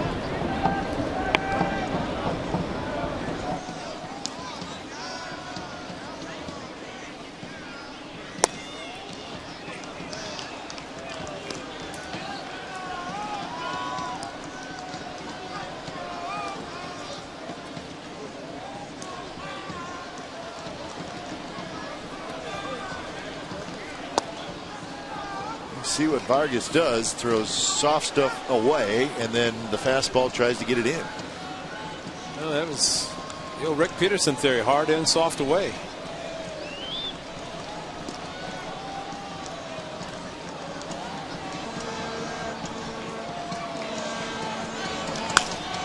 Little jam shot, and that's going to get in for a base hit. Matsui's being waved home. He's going to score. Willingham to third, and Sizemore comes through, drops a single into right center.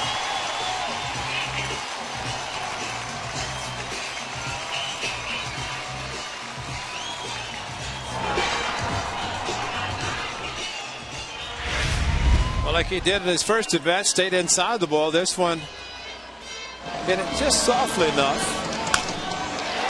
to get it into right center, but Hideki Matsui did not get the big read, the good read off the ball, whether it was going to land or not. So he's a little slow off the base, but showing his speed. And talking to some of the scouts and said how impressed we were watching Matsui not only run the bases, but play the outfield. And I think he's showing it right there. He's definitely running well. The ball he hit yesterday in Cleveland with second baseman playing in shallow right field, and was able to beat it out.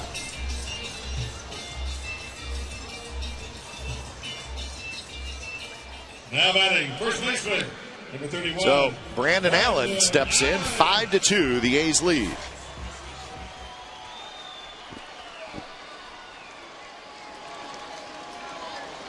Allen with a walk and an infield single that went for an RBI. He just hit a little roller on the third base line that knocked in a run, and that was in the third.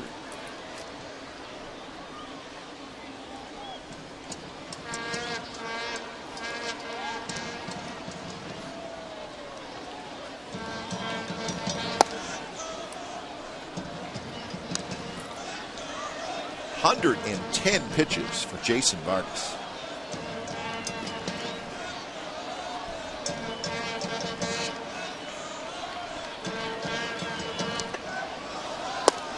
That one's in for a strike. 1-2 the count. A lot of times you can say about a pitcher does not throw hard. He's not using max effort on his pitches, so he might be able to throw a lot more than a guy who's throwing nothing but mid-90s fastballs.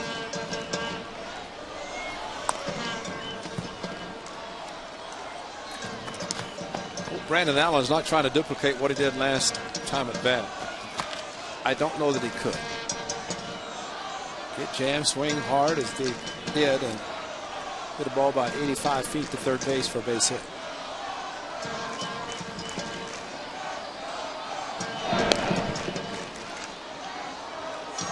It'd be hard to do that again. Can't work on it, I know that. That's definitely not what you work on during batting practice.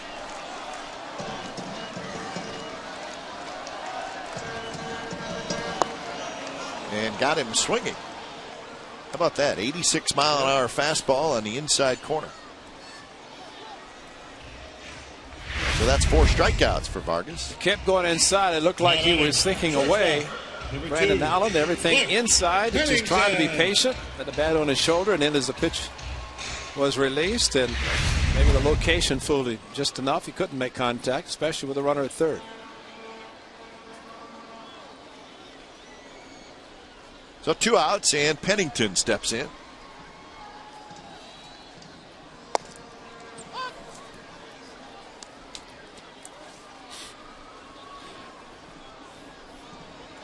Four hits for Pennington yesterday.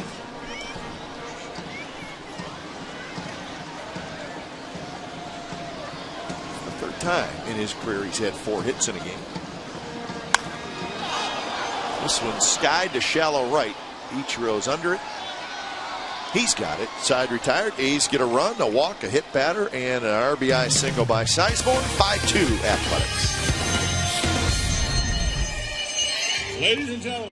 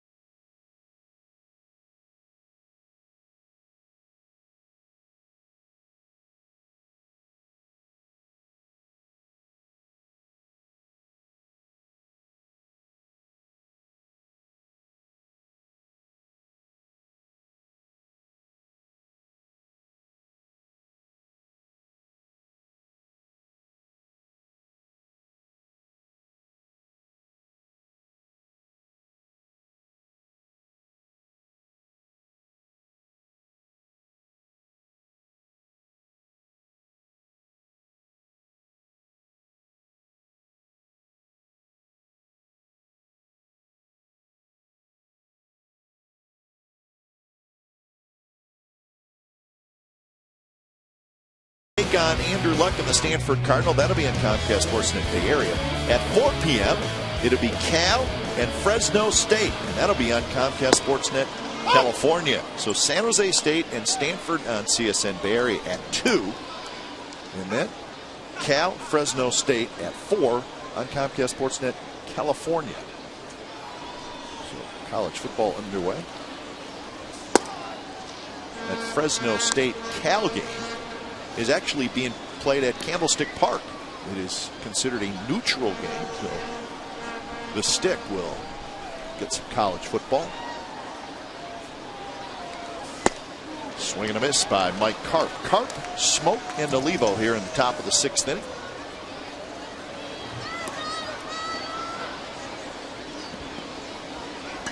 Karp is 0 for 2 with a strikeout and a foul out to the catcher.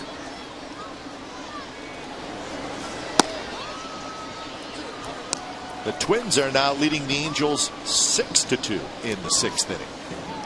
So the Angels are going to have to mount a comeback. Otherwise, they will fall 4.5 back in the AL West. Strike 3 call. So Moscoso is dealing right now. He's got 4 strikeouts, and he's retired 8 in a row. Not happy. Looking back, but thinking about the home plate umpire tonight, that's nothing wrong with that pitch. Ronnie Foster has been very consistent with his strike zone tonight.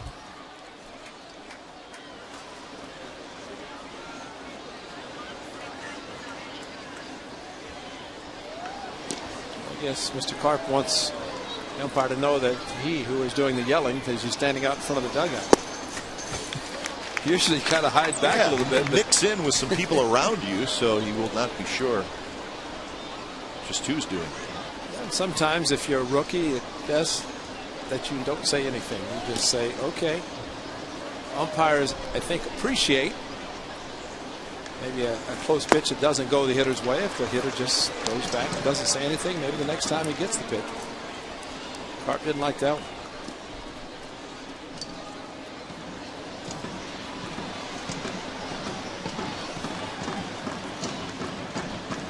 0-2 to Smoke. He had a base hit in the 3rd after a fly ball to center field in the 2nd.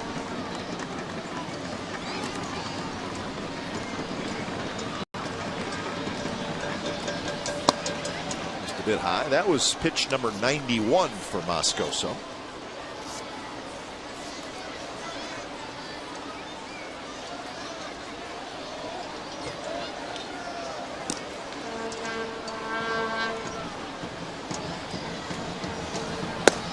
And a miss. You know what that was, Ray? That was a sneaky fastball. That was also the same location that Karp was called down on the previous batter. And thing is, the hitters are going after the high fastball tonight, and perhaps because it is sneaky, they're not able to make contact. But also, Moscoso continues his streak of fly ball pitching. That's what he is primarily, and we've seen it again tonight. 8 fly ball outs, and now 5 strikeouts.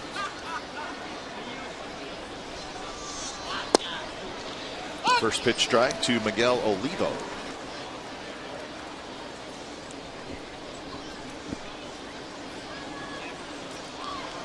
Olivo with a fly ball and a strikeout. There's the high fastball. But surprisingly, he did not swing at the first pitch curveball, but yet went after the high fastball, the second one, and probably took his only pitch of the series. First pitch curveball. Shoots that one to right. It's going to reach the seats. I always thought most dangerous hitters are those who swing at everything. Vladimir Guerrero probably the top of the list of being able to hit any pitch, any location. And hit it hard.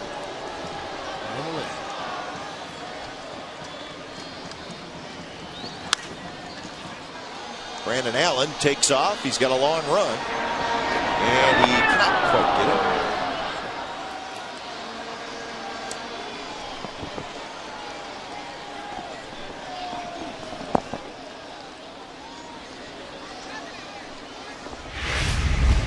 Allen has this whole foul territory thing probably figured out. Smart enough to realize there's a mound down there. You never want to run with your head up.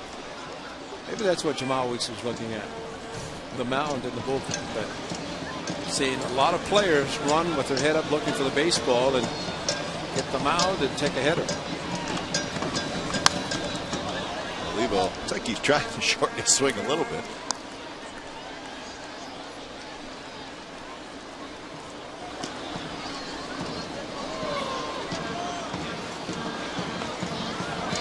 So another 0-2. Moscoso to Miguel Olivo. Just off the plate.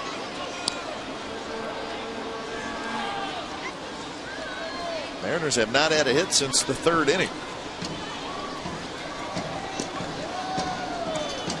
9 in a row retired by Guillermo Moscoso. Swing and a miss. Change up, and he strikes out the side. He's got 6 in the game. And we are going to the bottom of the 6th. 5-2 Athletics.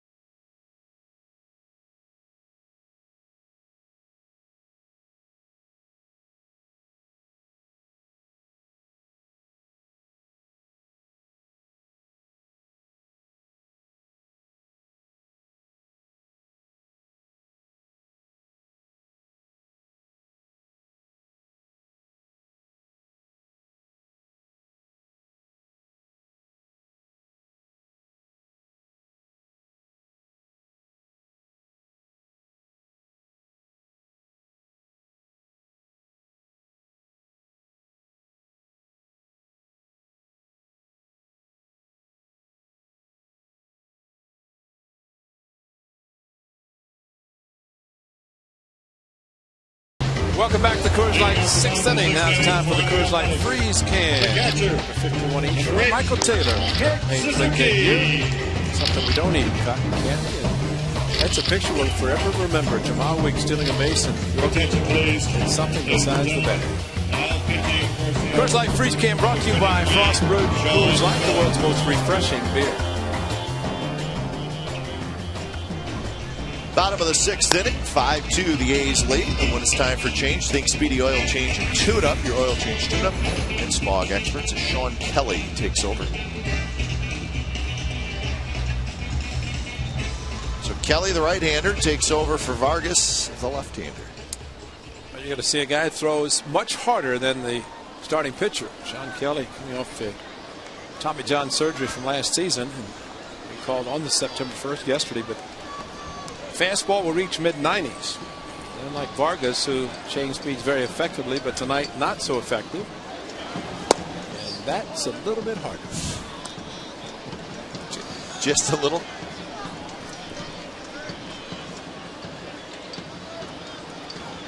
So Kelly takes over here in the bottom of the 6th. Kurt Suzuki tonight singled and scored in the 2nd. Fouled out to the 3rd baseman in the 4th.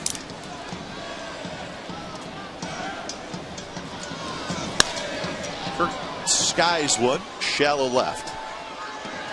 Wells comes in. He's got it. So that's out number 1 here in the bottom of the 6th. 6 hits, 5 runs, 4 earned runs, 4 and 4, and 115 pitches in 5 innings. Number 23. Michael Taylor. Now we may say, well, don't worry about the pitch count, but that's a little too many. 119 he threw on the 19th of June. Philadelphia, he was facing. 121 against the Rangers at Arlington.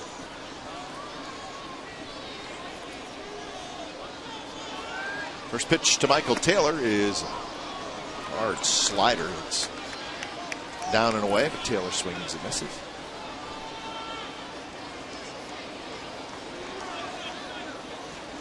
Drafted originally by the Phillies. This one, the shortstop Brendan Ryan is going to go out, and he's got it, and that's out number 2. Time now for the Ford right choice. Moscoso in the 6th inning, 3 strikeouts. High fastball, Clark didn't like it. High fastball to Justin Smoke, he swung and missed, and unbelievable changeup from Moscoso. Proudly, my good man, and that's exactly what he was doing. Why not? Moscoso, pitch count not quite at the 115. Los Santos is starting to loosen. Weeks shows a bunt, pulls the bat back. Jemile is 1 for 2 with a single and a walk.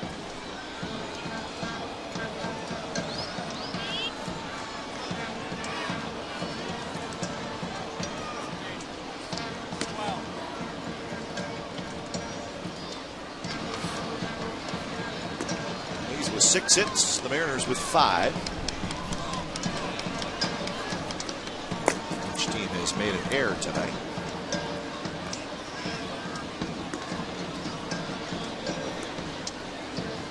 Probably taken a long time. I thought maybe the ball was on the field, but a lot of time being taken by both Weeks getting in the box and Kelly deciding if he's going to throw. So 2-0 to Weeks.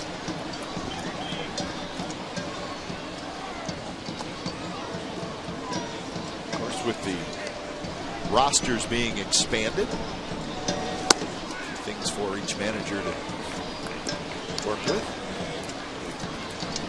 Extra guy or 2 in the bullpen.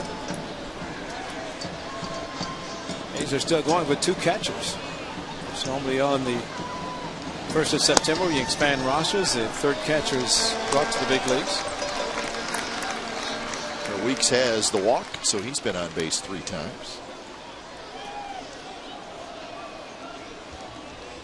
One thing Bob Melvin talked about yesterday in Cleveland, the best thing they did, especially for Gio Gonzalez, they kept adding on. They had scoring in 3 different innings, 2, 2, and a 3. He had them 7, but just trying to add on, especially after he got 2-0 lead. Gio at times, a couple of times, had left the 7th inning with the bases loaded with a couple of run lead, and did not work out favorably with the bullpen coming in. Keep adding on. Moscoso appreciates it. A's have scored 5.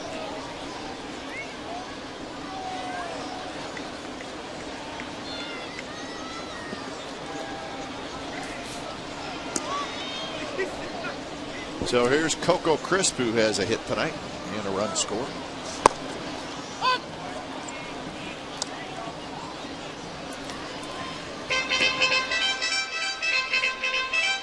Well, if there's a time to steal, this would probably be it. Coco looking down to Mike Gallego, but Jamal Wicks has a green light, so it doesn't help the hitter if the third base coach doesn't give the sign. He runs anyway. Yeah, they went for the quick pitch and the slide step.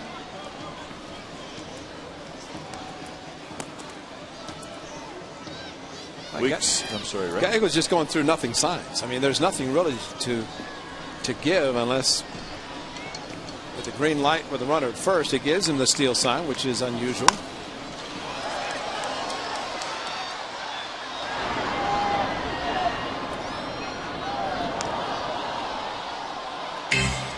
Weeks is 21 for 29 in steal attempts.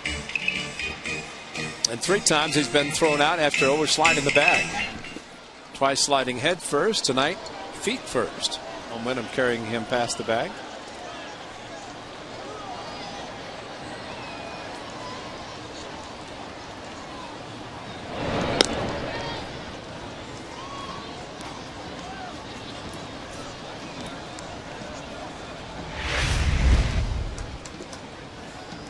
a very big lead by Jamal Weeks, although we have seen him steal bases this season without a big lead.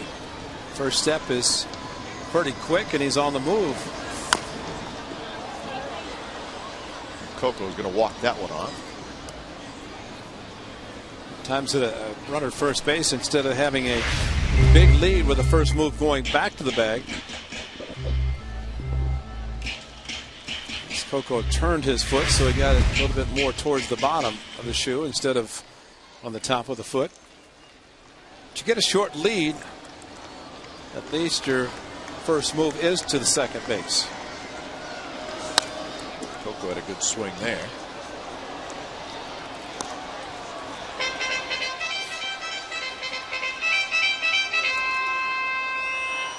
Now the Twins have added another run. They lead the Angels now 7-2 in the 6th inning.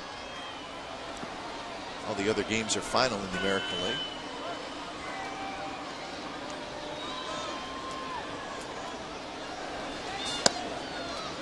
Take a look at those in just a little bit. 2-2 to Crisp.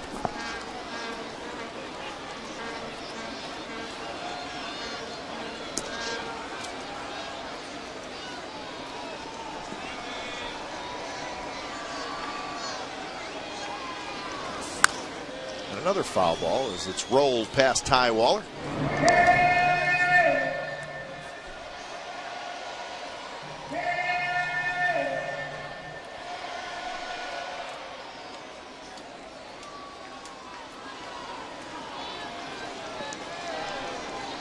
Coco hitting right at 270 on the season.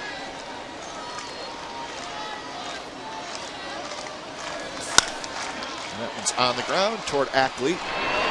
And that'll do it. A's get a 2-out base runner, nothing else. And we are headed to the 7th inning at the O.co Coliseum. 5-2 A's lead.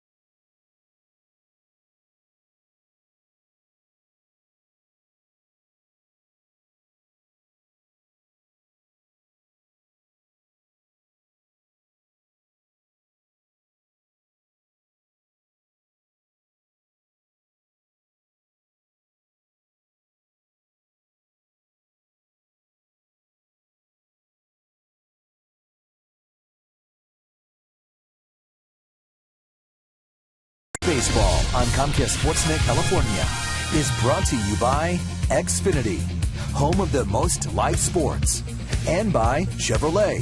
Go to ChevyBaseball.com to support youth baseball and help make a moment kids will never forget.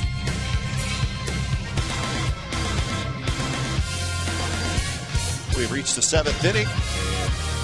And Guillermo Moscoso, the out distribution. He's been good. 6 strikeouts.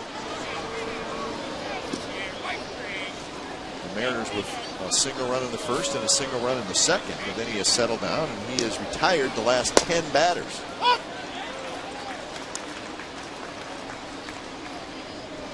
And he is now over 100 pitches. 101 for Moscoso.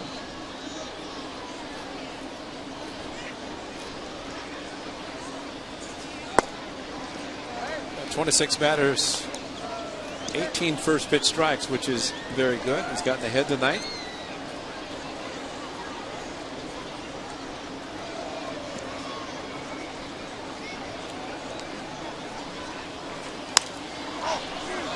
Change up, and That's been a good pitch for him. He's gotten some swings and misses, but he's gotten a lot of that right there.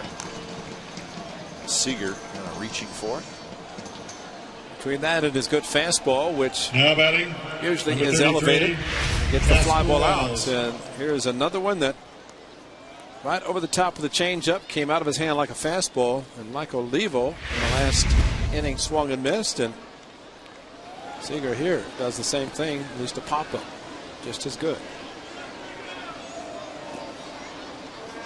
So 1 out for Casper Wells. And Wells drives with the center. That's hit well. Crisp is getting back, though. He's got room, and that is out number 2. So Wells goes after the first pitch, hits it hard, but it's an out.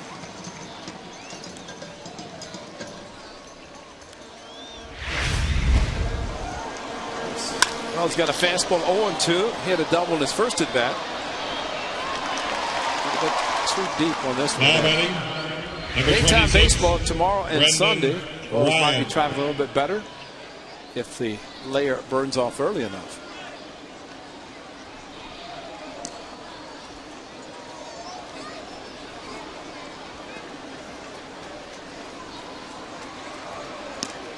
First pitch to Brendan Ryan.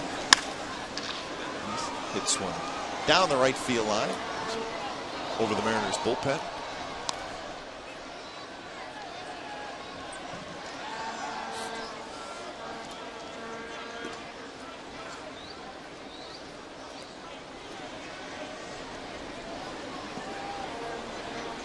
RBI single and a fly ball to center field for Ryan.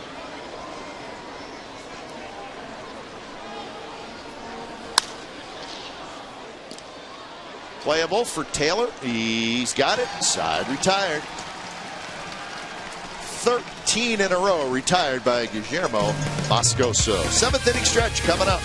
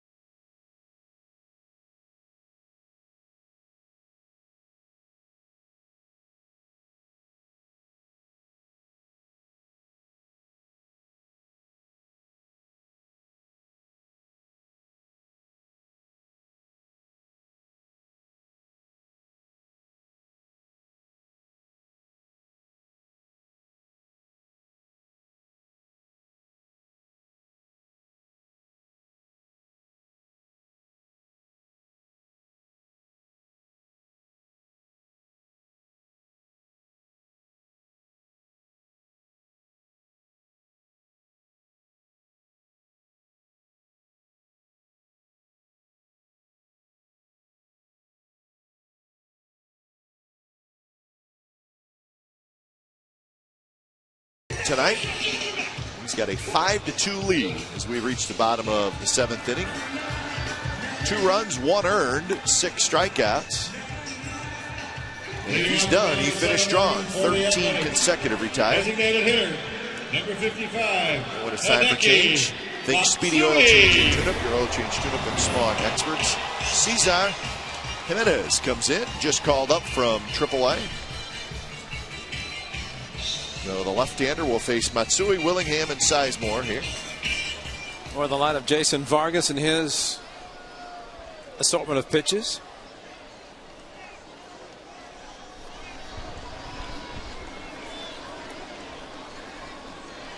Pitched in 43 games for AAA Tacoma this year. 5-4 with an ERA just a shade over 4.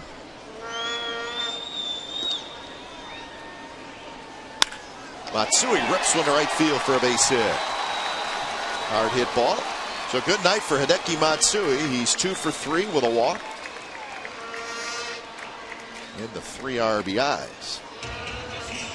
Now batting, left fielder, number 16. So Willingham steps in. Josh Willingham. Well, he sent it off to about the lefties facing Matsui, or he facing the lefties. He keeps the front shoulder and then opens up and attacks the ball. That pitch a little bit up, so he sharply hit to right field.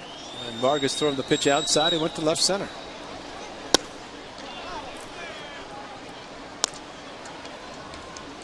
Willingham is 0 for 2. He was hit by a pitch in the 5th inning. Just grazed his jersey, maybe.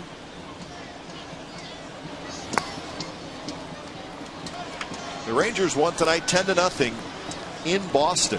Holland over Miller. And the Yankees beat Toronto 3-2. How about Ivan Nova, Ray? His record is 15-4.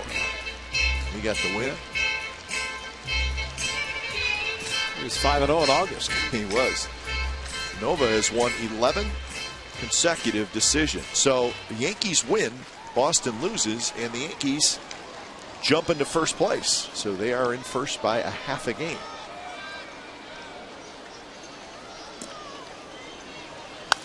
Willingham fouls it back. In that Central race, the Tigers beat the White Sox 8-1 in Detroit. Verlander got his 21st win. Sellout. So the White Sox a chance to pick up ground, but that did not happen. So the first place Tigers get a big win. Indians won 5-4. So Detroit maintains a 5.5 game lead over Cleveland. The White Sox fall to 6.5 back. Start a series, that's important to have your ace, and that's why the Angels had hoped to have Jared Weaver tonight. And unfortunate passing of his grandmother, that's understandable, but start a big series, and for the Angels every series is big for them because they're chasing the Rangers and the Tigers, White Sox, and Indians. And the Indians still stay close. They're staying close, and they still have 6 games against the Tigers. They played them quite a bit. 3-2. William rolls it foul.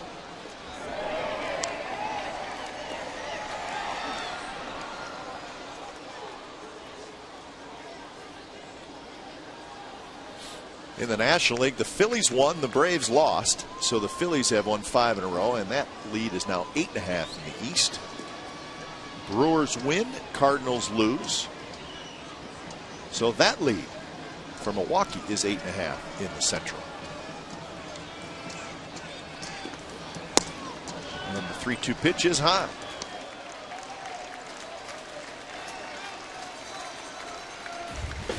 A's 5th and final fireworks show of the season's on Friday, September the 16th. The show presented by Kelly Moore Paints begins after the A's play the Tigers at the Coliseum. Bring the family and your picnic blankets and enjoy the show from the outfield grass. For tickets, go to oaklandathletics.com/tickets.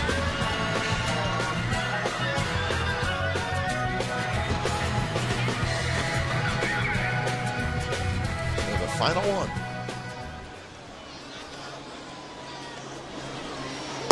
First pitch to Sizemore is inside. 2 on and nobody out. Well, that's the fireworks. It will be a Star Wars theme. It's a follow-up to the mention about the fireworks on the 16th. Elvis and Star Wars. What a combination. It's perfect.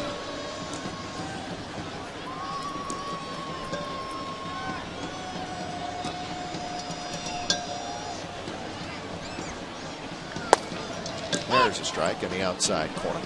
So 1-1 to Sizemore. He's got a single and a walk.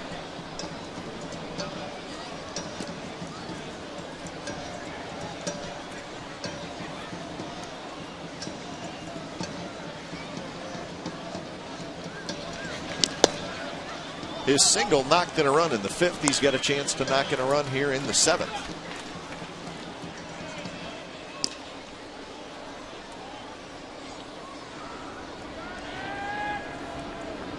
Athletic Jeff Gray starts to loosen it.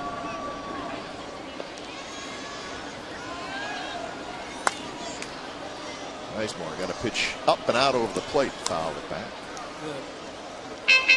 De Los Santos is thrown for the A's the 7th, but he is sat down, and it's the 8th inning pitcher for the A's, Grant Balfour. Getting loose. It's his inning, and if it's save situation, Andrew Bailey for the 9th.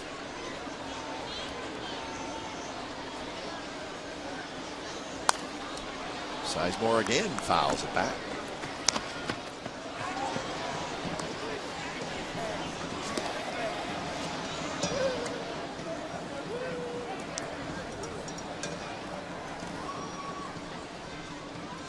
Matsui led off the inning with a single. He's at second. Willingham is at first.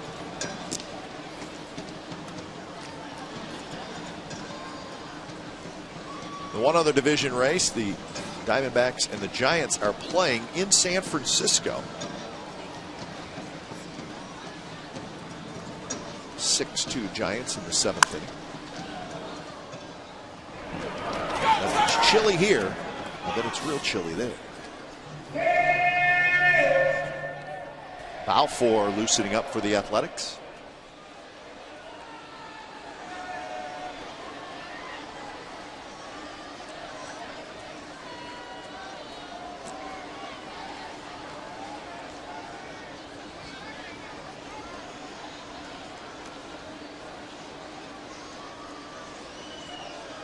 Outfield pretty much straight away for Sizemore. Jimenez pitch. And that's line to right. That's a base hit. Matsui will stop at third as Ichiro gets it back in. So the A's have the bases loaded, nobody out, and Brandon Allen is coming up. Sizemore with a couple of hits. Well, the respect to the arm of right fielder Ichiro Suzuki, and he just lobbed the ball in, knowing that as hard as the ball was hit, he got it on the first or second hop. Mike Gallego was not going to send Matsui, as he was not expected. He knew who was fielding the ball, and it all started for Ichiro right here about 11 years ago when he threw out Terrence Long at third base, and that stopped a lot of guys from ever running again.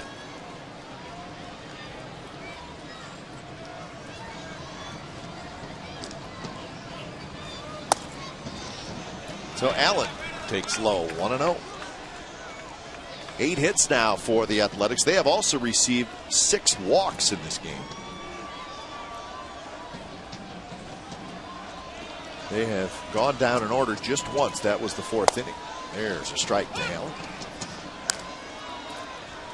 Brandon Allen up at runners at first and third in his last at bat. It struck out, and bases loaded now, nobody out. And these are opportunities for a hitter to be able to drive in at least one, whether it's a sac fly or even better with a base hit. But contact is the most important thing, and especially a ball to the outfield. So Allen is now behind in the count, 1-2.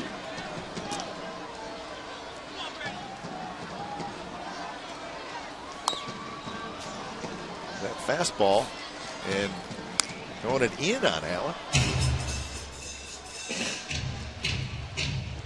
If a pitcher can be successful throwing inside, most hitters like to extend their arms, and Allen probably in that same category. Slightly open stance, but if he extends his arms like he did, if they had footage of the home runs he hit in New York, they'll pitch him in. There's a breaking ball. That's a fastball away. Didn't miss by much, 2-2.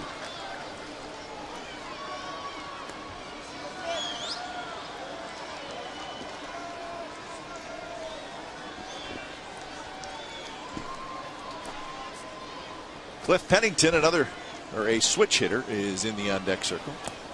And that one to the backstop, and Matsui will score. Everybody moves up, and it's 6-2 A's.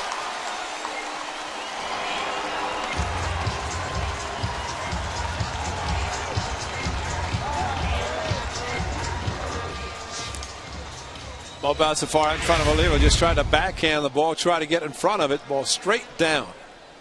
And actually, he probably could have attempted blocking the ball a little bit better instead of trying to backhand. Wasn't as far out as I thought. The way he backed in would indicate that was the case, but the veteran probably could have blocked the ball a little bit better.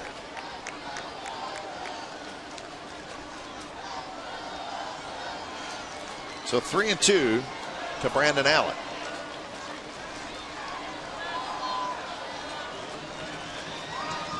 Swing and a miss. Off-speed stuff. Allen strikes out. That's the first out here in the bottom of the 7th. A little bit too anxious. A slider, a bad slider, but got the job done. So Jimenez gets Allen. And we're going to have a pitching change. 6-2, a run in for the A's.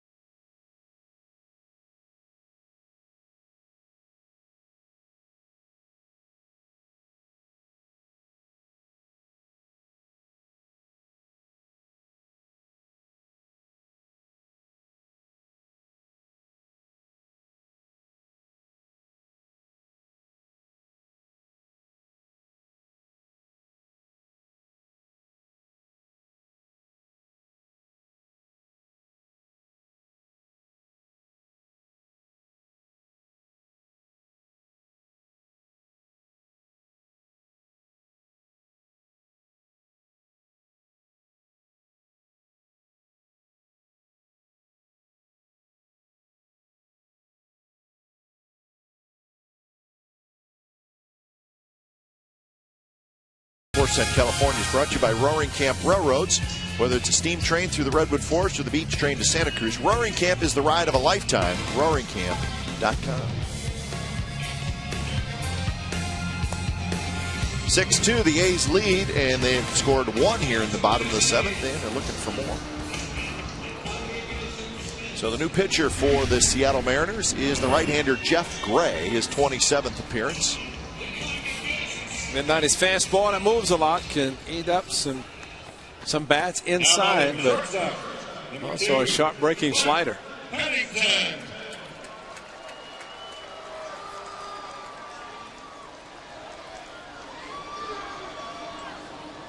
So Pennington to hit, infield comes in. Pennington is 0 for 3. Drives one to right. Ichiro's looking up, and that baby is gone. 3-run homer for Pennington, and the A's have broken it open here in the 7th.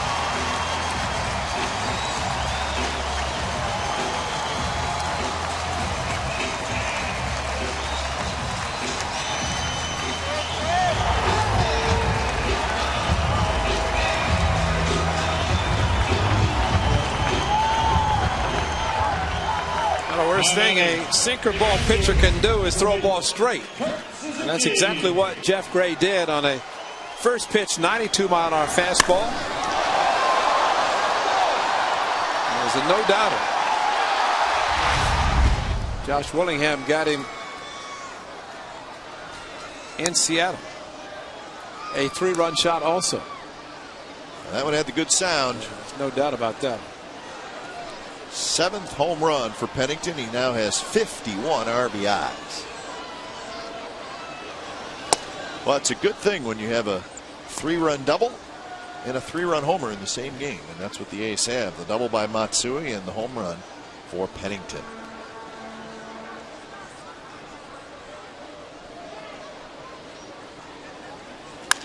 Suzuki bounces it toward third. Seager takes care of Suzuki. That is out number 2. Well, his 3-run home run for the A's was off the bat of this guy, Cliff Pennington, in New York. That was against Corey Wade, and this one a crushed fastball. Cliff Bennington definitely has picked it up considerably in his play at shortstop, and especially swinging the bat. We had a nice series in Cleveland. 8 hits in the 4-game series.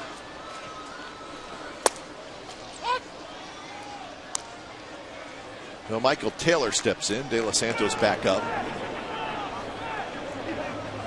Michael Taylor is 0 for 3 in his major league debut.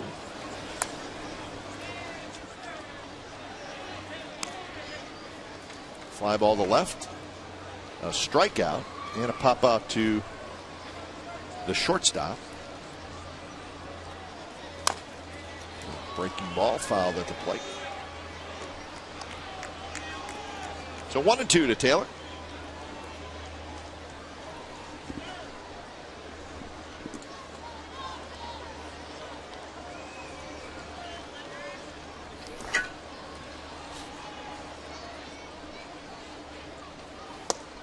Checks his swing and no swing.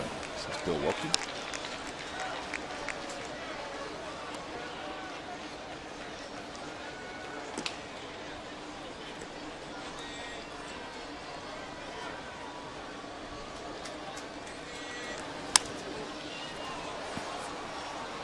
Carp, the first baseman, on the move, goes into a slide. He cannot come up with it. Playing back at first base, and you have to run that far close to the dugout. That's a long way to run. Kind of in between Carp at first, Olivo the catcher. Both hustling after it. Carp into the slide, no chance.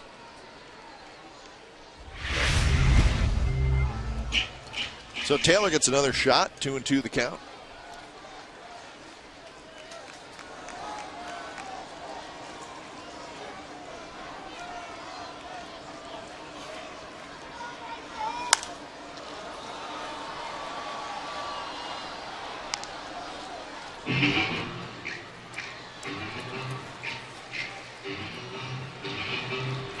Guillermo Moscoso is going to be done after 7 innings. De Los Santos, he's popping the glove down in the bullpen, and you can hear it up here. So I think he's ready. Now 3-2.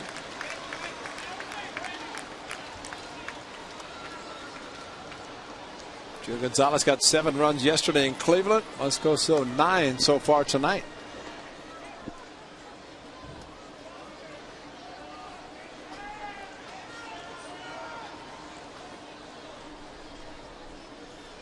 Well, it's been a hot and cold offense the last week.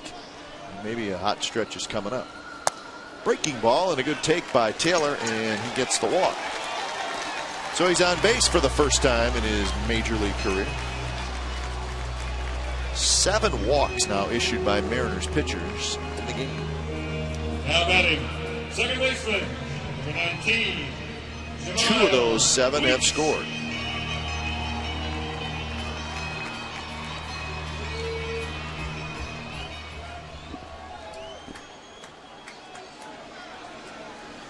So top of the order in Weeks. And he takes a strike. Good night for Weeks. 2 walks, a single, a run scored. He also hit a fly ball to left field.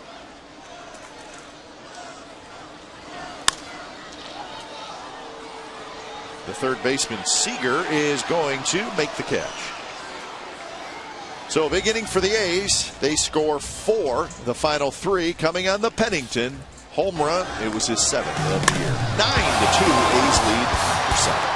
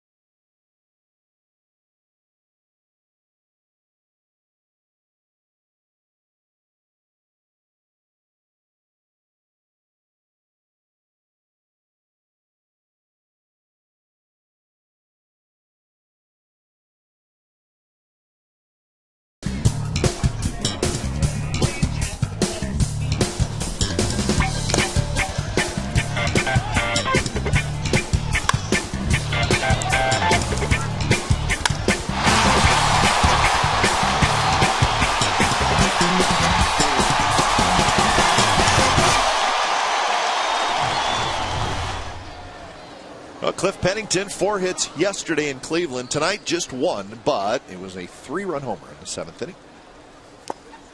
So the A's leading 9-2, 8th inning. When it's time for a change, think Speedy Oil Change and Tune-Up. Oil Change, Tune-Up, and Smog experts. Faustino de los Santos comes in for the 26th time. So he takes over for Moscoso.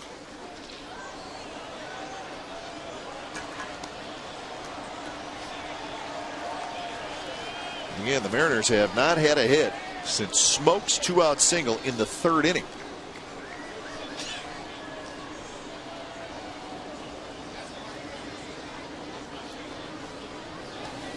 Swing and a miss. 97 miles an hour, and he threw it past Ichiro. And to think he'd throw a hanging slider to Jack Hannahan in Cleveland with that kind of fastball, and I think he realizes it. He knows he has a good fastball, and coming out of the bullpen, sometimes all you have to do is just let it go and blow it by guys who are good fastball hitters, but he has movement. And that time he just reared back and threw hard and threw it past one of the best hitters in the game. Although tonight, just 1 hit. So that's 1 game. Ichiro would not get 2 in a game.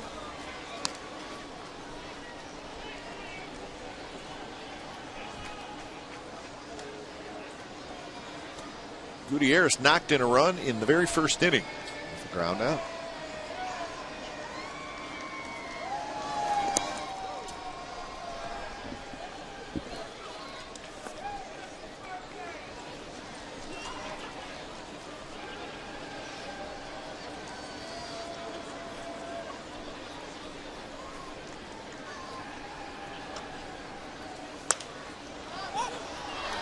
Kurt Suzuki comes back. He's at the fence and into the seats.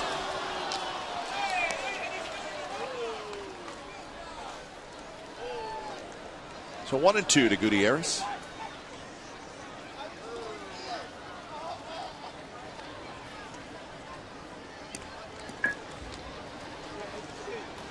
Gutierrez, a little bit of a down year last year, and this year the injuries have hurt him. Did he go? No. A couple years ago, the Mariners tabbed him as kind of a cornerstone guy and gave him a long-term contract. He's got a contract through 2013 with a club option for 2014. A stomach problem that's not like your typical injury that you miss time, but for him he did, and sure he'll come back and have a year next year and 2013. Kurt Suzuki got hit good.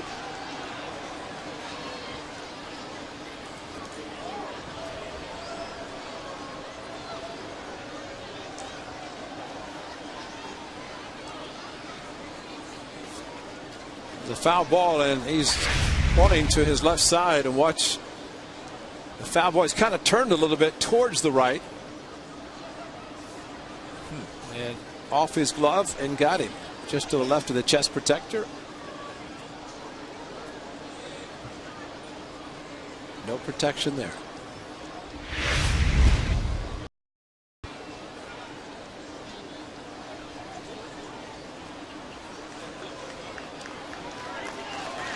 So Kurt, as he always seems to, he's okay. Well, I wouldn't say he's okay. I'd say he's going to stand. He's going to stand. Yeah, it's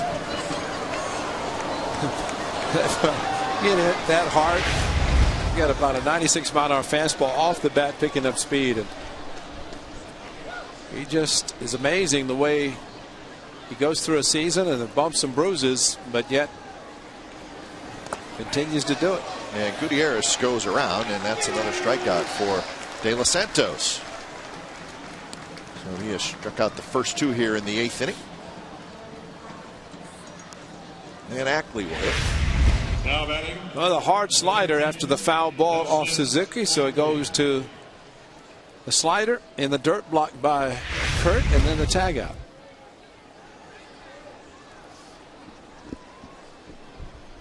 First pitch to Ackley is a fastball tailing away.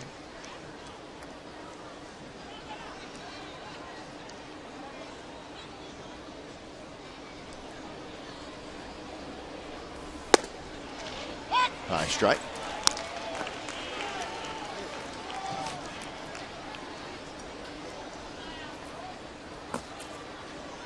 Twins still leading the Angels. It's 8-4 in the top of the 8th inning.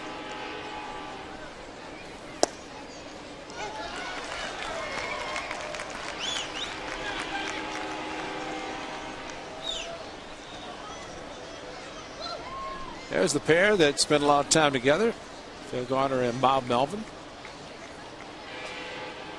Garner managed 3 different teams. And I think they're both impressed with one Fautino de los Santos. He strikes out the side, bottom of the 8th. Coming up.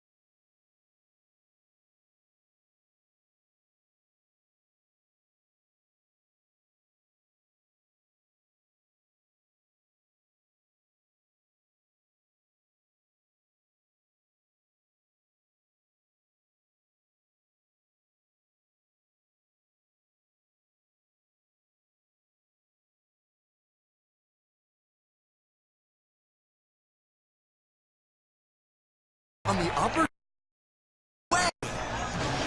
Here's our game summary. It's brought to you by your local Toyota dealers. Good night offensively for the Athletics. Hideki Matsui in the 3rd. A 3-run double. That gave the A's the lead. And then in the 7th, Pennington unloads. His 7th home run of the year. He's a hot hitter right now.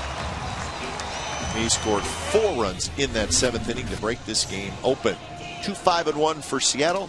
9-9-1 for the Athletics. Moscoso, very good.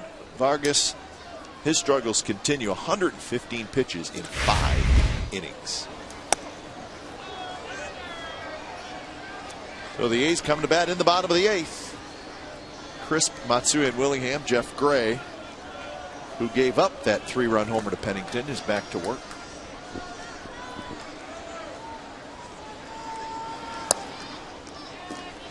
Coco Crisp is 1 for 4 tonight.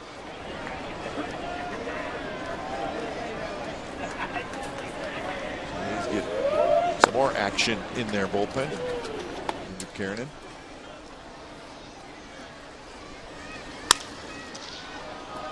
Scooped up by the first baseman Cart, and he's got it. So Coco's 1 for 5.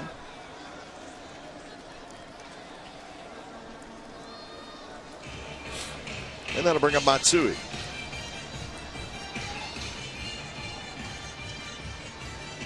Good night for Matsui. He's knocked in 3. He has scored 3. A single, a double, and a walk.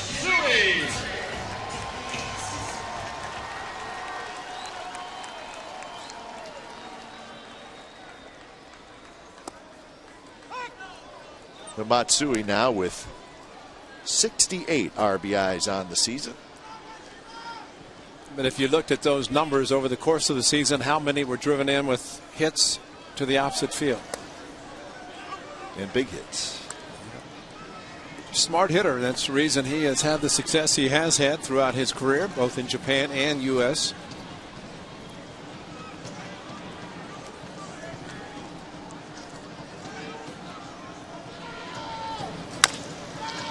Chopped again toward Cart.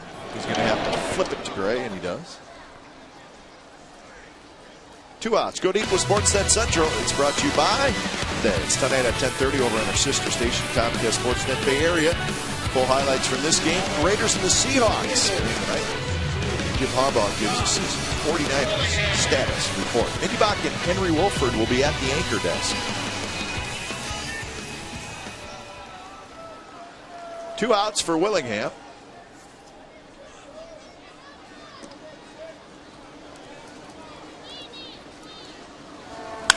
Willingham drills one left center field, and that's going to be up the alley. Off the wall. So Willingham has his first hit, and it's a double. He's also walked and been hit by a pitch. Jeff Gray again going to the four-seam fastball to a power hitter, and Pennington took him deep with a fastball, and now Willingham gets another fastball for a double. Scott Sizemore. So Sizemore gets an at-bat here in the 8th. Fastball for a strike.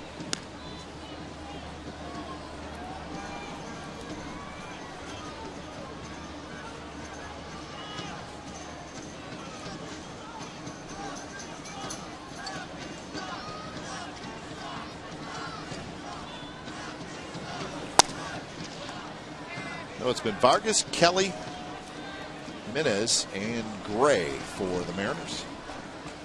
There's Moscoso and De Los Santos for the Athletics.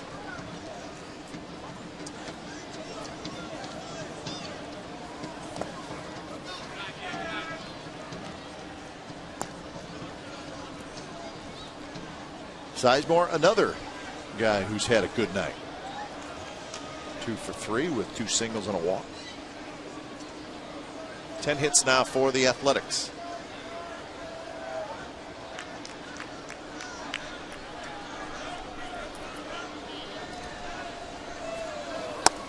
Fastball outside. 3-1. Sizemore has been hitting down in the batting order, now moved up to 5th with Ryan Pennington, Suzuki, Taylor behind it.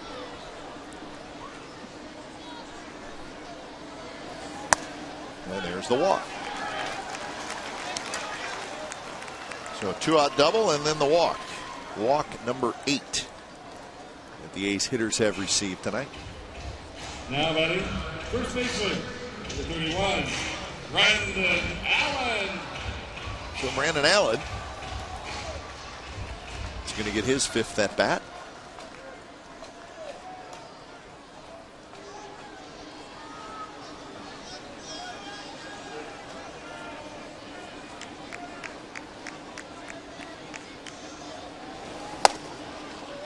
Look at the score sheet, and the A's have had base runners all over the place tonight.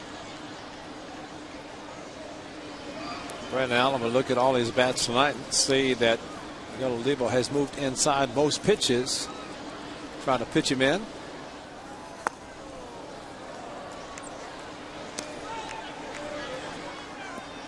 Game of adjustments at the big league level. The best thing for Ryan is to continue to play, as Bob Melvin knows that.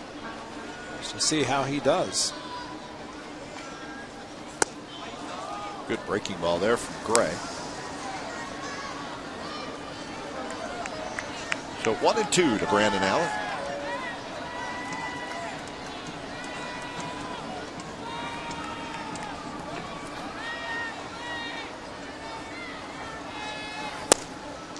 That one's inside. Funny too, we sit up here, see every game, and you can tell how pitchers change, how they approach hitters, especially with the young guys.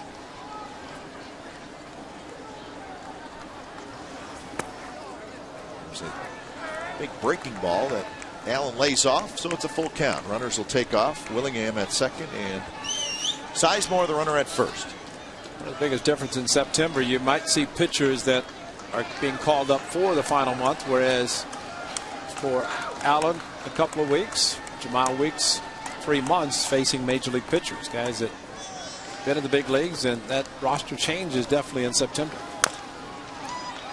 One off the foot of Allen, rolls foul.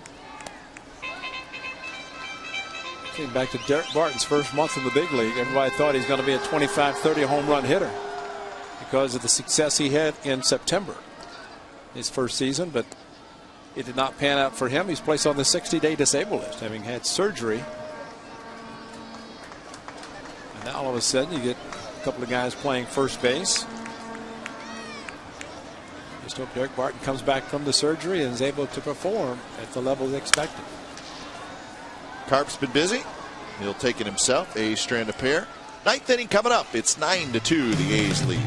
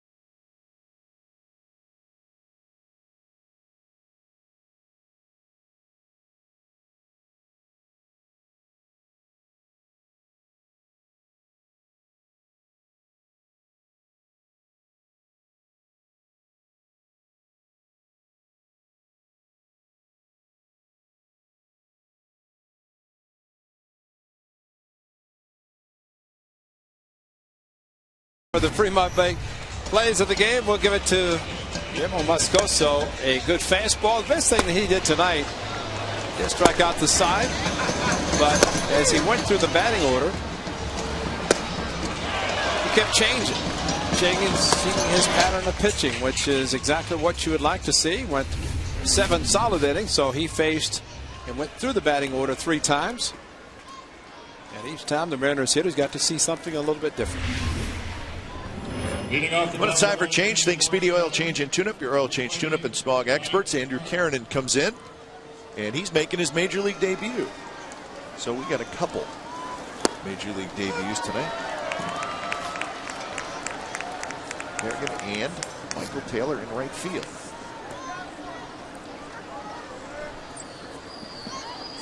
Carp, Smoke, and Olivo.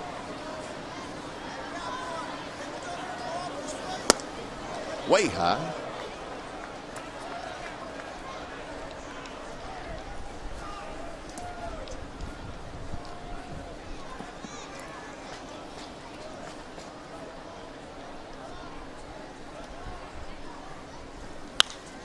Popped up.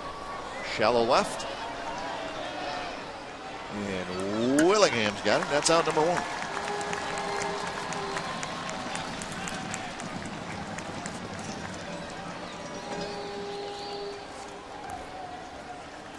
Now batting. So there's some of the goodies on Andrew Kerrigan. North Carolina, he's a Tar Heel. 5th round pick of the A's in 2007. And it may be a 9-2 game, but this is a big game for him.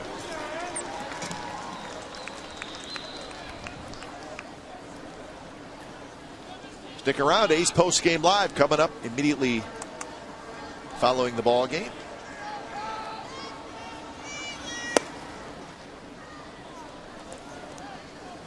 Justin Smoke has 1 hit. So the stretch goes on. 17 consecutive Mariners hitters have been retired.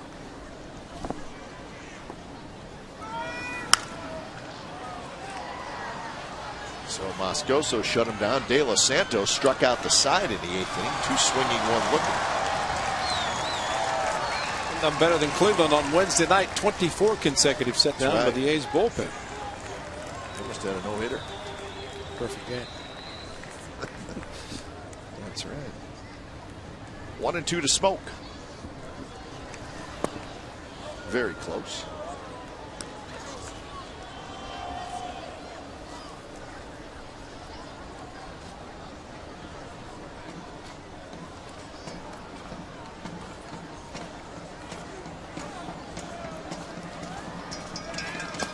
That hard breaking ball from Kerrigan. 5 years in the minor leagues, including this year for the right-hander.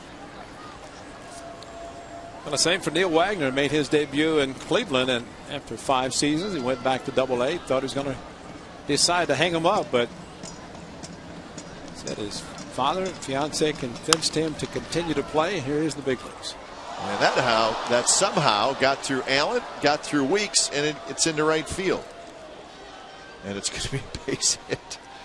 Would that be a seeing eye single? That would have been Brandon Allen stay at first base, because I think Jamal Weeks is going to be able to handle it. So a couple of times we have seen the A's big first baseman see that ball was going right to Jamal, and then it looked like Brandon Allen blocked his view of the ball coming through, and it made it into right field. Justin Smoke appreciates the ball finding its way into center or to right field. Olivo fouls it back, swinging at the first pitch.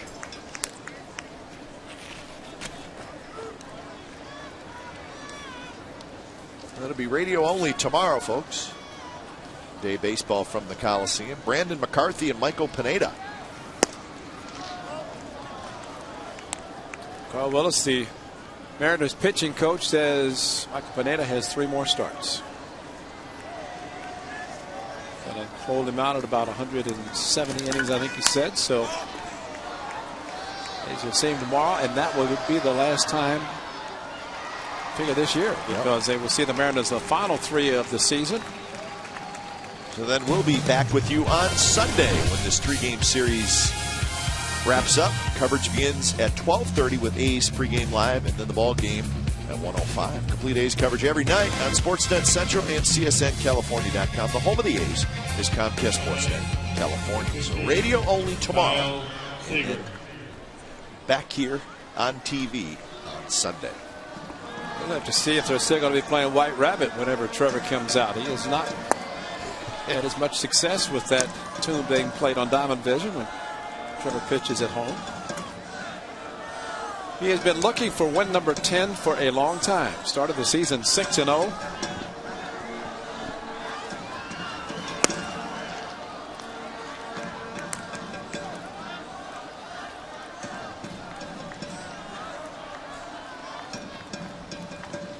I guess what you hope, Ray, with Cahill is you hope his confidence isn't shaken. That's all it's about for him. He's certainly got all the tools. Seager fouls it back. 2-1 the count.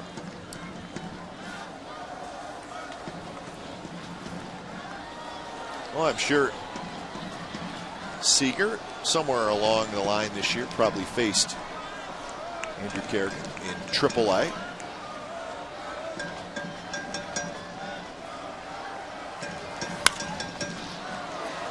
Toward left, Willingham to his right. He's got it, and that's the ball game. So the A's win game 1 of this 3-game series here at the Coliseum tonight. Lots of offense again. Cliff Pennington with a 3-run homer. That was kind of the icing on the cake in the 7th inning. So Andrew Kerrigan comes in, gets the final 3 outs in his major league debut. The A's win it tonight by a final score of 9-2 over the Mariners. Don't go away. A's post-game live with Brody Brazil and Shooty Babbitt is set to go from the studio.